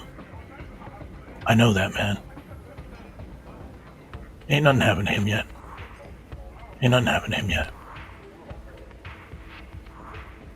Let's just make sure that nothing does happen to him then, I guess. You can always Matt, delete take a any trauma from his browsing history. Matt, take a blues as your suspicions, though appeased in this moment, do not fully leave Zane. Jesse will lean down or kneel down, squat down next to Neo and grab the napkin and put it inside his sort of jacket, clothing, whatever. But it's above his heart as well, and he will just go and tap on his chest. Remember, feelings. Listen to them and follow them. And there is a right and wrong, and you'll learn that. I hope you'll learn that. Well, I think as long as you guys are around, I'll be fine. There's a pause, a moment in Jesse. yeah, you know, of course. As long as we're around. Let's go. Shall we? Amazing. As you say, let's go, shall we? You stand up and you guys exit Sally's shootery. She waves you guys off with a cheery smile. You go back out onto the wet streets after descending in the elevator that you took up. The street's still raining. As you splash through the water, it's still quiet, except for the odd ring of sirens.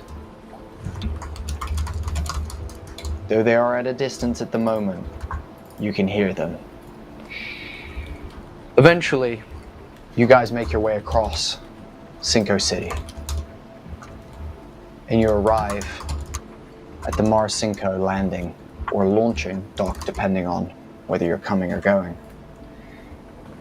This building looks similar to that of almost like a festival tent. You know, Sydney Opera House kind of vibes. You can see it's all pointed and the roof kind of rises and falls and almost like a billowing sheet of concrete. Stunning architecture. Breathtaking, some might say.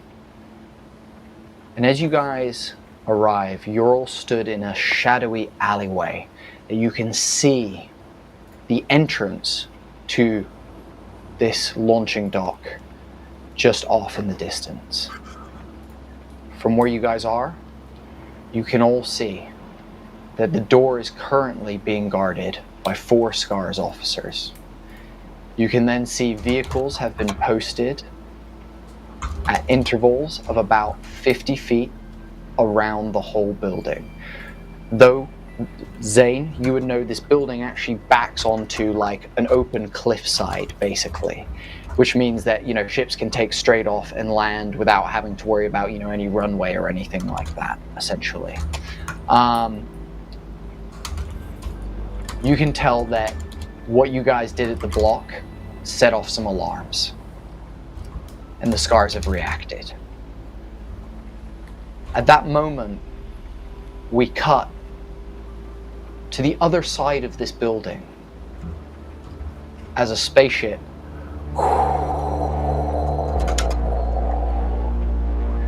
comes in and lands. The door opens as a woman in high black leather boots, a boiler suit tied around the waist, a pistol strapped to her hip, and a stained white tank top with flowing hair steps down. Maria looks at the dock. She sees a ship over to her left. However, the rest of the bays seem to be empty. She checks under her ship, does one more surveillance of the landscape, and then walks about 30 feet before stopping next to a pile of crates in the shadow. The camera then snaps to the roof of this building. There, lying in the rain, raindrops trickling down the front of a scoped rifle. Magnus lays.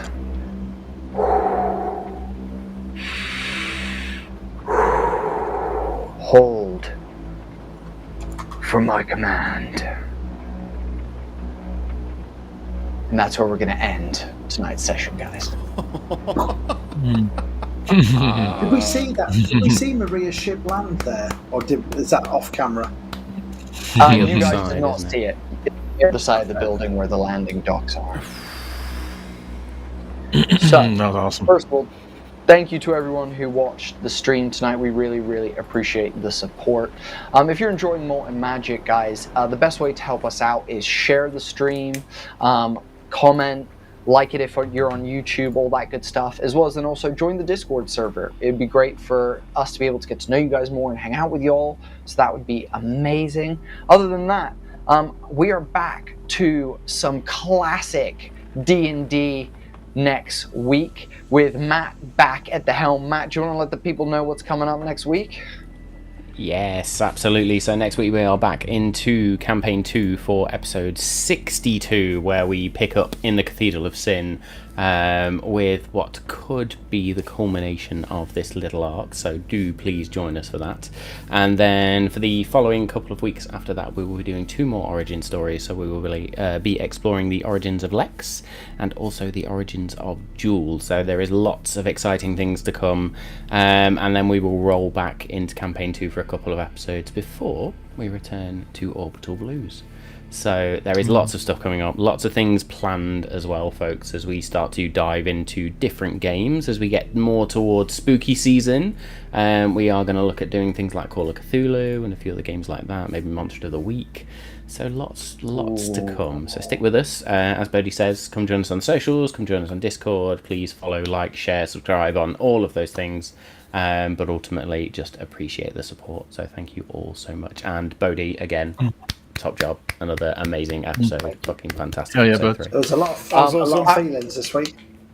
I want to say Absolutely. a couple of different things. First of all, Dave, dude, you took steps tonight, bro. Like, I don't know what shit you were smoking or something, but dude, you fucking reigned supreme, dude. Your RP was on a fucking incredible level. You and Jesse, dude, this character, oh man, it's beautiful. I'm falling in love with Jesse with every fucking moment that you talk to someone.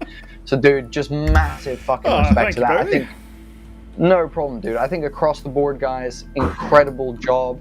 And those of you who enjoyed this arc, we are definitely going to be in our last episode of Arc 1 of Orbital Blues. There may be more following that, but let's find out next time whether the lads can get Neo to his mother, whether they can get them away from Mars Cinco safely and complete their mission.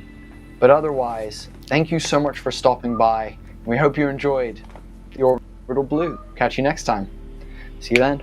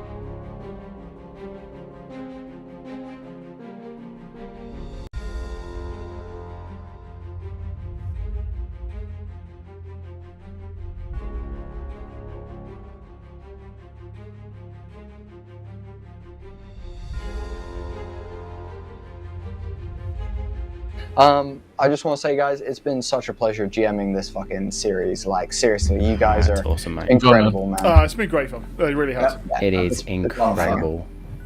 Yeah, it's been. So real, yeah, real I mean, good. I'm thoroughly enjoying playing as well. So Dave, no pressure, mate, but I'm looking forward to Monster of the Week as well.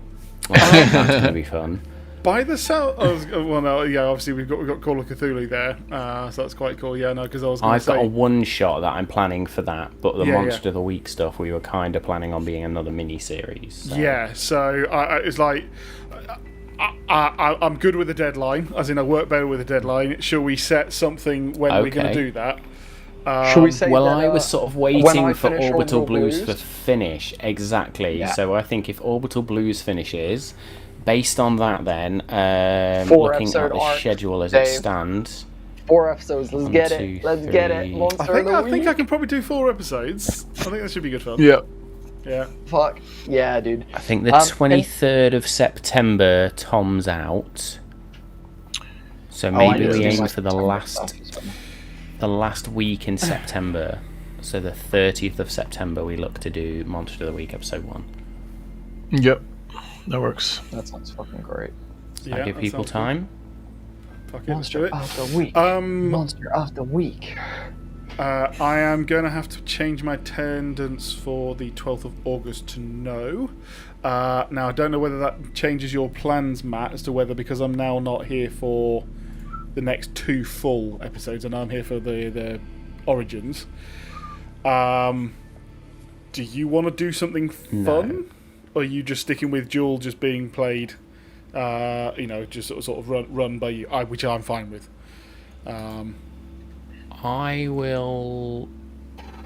We will do something that means Jewel is basically incapacitated for those two, just to make it easier on me, I think. Yeah.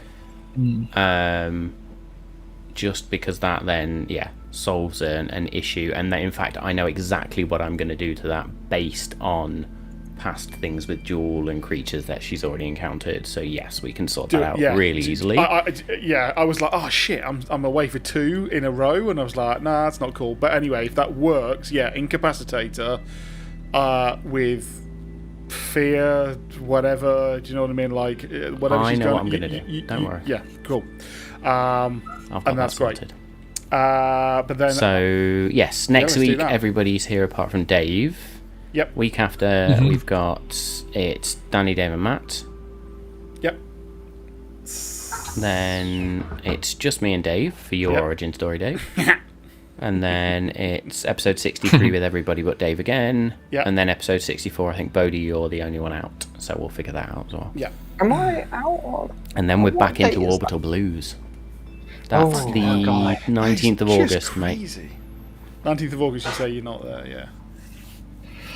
Mate, and do you know what I'm curious about as well? If we do continue Orbital Blues after Monster of the Week, I'm curious whether we want to go with new characters or not. Because I think this group We see is who fucking survives first. I was gonna say this group is really amazing. This group is really amazing. So if we wanna keep, and also if people die, they can maybe re-up characters. That's a good idea. Let's go with that. If you survive, you keep the same character. Yeah. If you don't, you fucking Okay, lose your character. so guys, I found a piece of music for myself. Matt sent me 1. That's 2 of you. So Danny, Well, I've sent you 2, actually. you have sent 2. Oh, I so on Motion OA, if you remember, if you've already found one, great, resend gotta it to do- me. Tom, you gotta do it royalty free. Yeah, so if it's I gonna be show royalty. you, if I show you Motion, go onto Motion Array. Don't worry about the fact that you don't have a license. Just tell me which one, and I'll download it. Wait, what's it called? Motion Array. Motion Array. Yeah. I think the only thing, just while we're still on the schedule as well, the 2nd of September, if we can try and prioritise, that's going to be the 4-year anniversary episode. So I'm going to try and do some digging around for different giveaways and stuff as well. Bodes, if you want to, if Homie and the Dude want to throw any giveaways in or anything like that, then give us a shout. fuck yeah, But I'm dude. also going to reach out to like dude. Trade and Tested, Mystic Quill, just 100%. an absolute shit ton of people that we've worked with to say, like, 4-year anniversary, here's a big giveaway bonanza. Let's give away. You could also digital make it shit a of, like. Yeah, totally. Go ahead. If you could also make it, Matt, a if we wanted to do like a charity stream or something like that, you could definitely wrangle in a guest or something with something like that. So this is exactly what I was going to come up with. My next step is I will therefore have 6 weeks, but if I can do it, if I can trial it this week or next, we'll be getting an extra 4 connections in to the system. Amazing. If we can do that, then I will probably get people like Fletch back. I was going to say, if you want to do it on the anniversary, have fucking 8 people connected, then let's go for it. You know. Dude, to be fair, that would be fucking sick.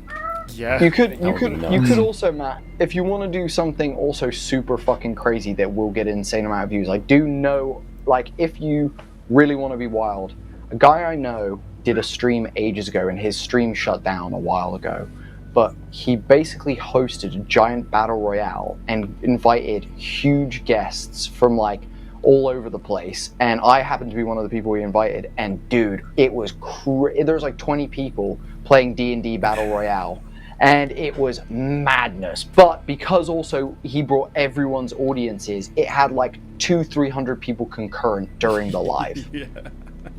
Like that kind of shit is something like just ideas that if we want to try something different or wild for the 4 year, we could do something crazy, and I'd be happy to help if we need to. Who has got Danny's about to kill a cat. Who has got any time during the day this week apart from Thursday to log in to one of these spare things? I can log into one, but you know.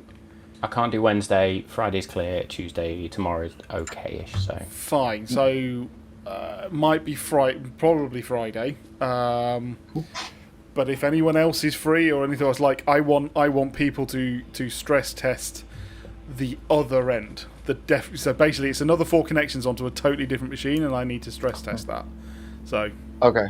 So we need fucking another 4 people then. No, you don't have to. Well, we can have multiple devices. Yeah, I don't. Yeah, it's like if it's just 2 of you, you know, I can have my phone, and you know, but also I need to know that I can actually mute, and it works, and that you hear what you're meant to hear. It's those kind of routing that I need to make sure is spot on. All right. Which I think chuck a date out, and I'll definitely jump on. Yeah. Whenever it is, the date and time. Yeah. Because it's not going to be long. It's going to be what, like 20 minutes or something like that? Yeah, 20 minutes max. Like I'll do a lot of work before Friday to get it working. Yeah. And then we'll give that a go. Super. Right. Awesome. Thank you, guys. Sounds great. Awesome, guys. Awesome. Appreciate you. Amazing stuff. Top stuff, folks.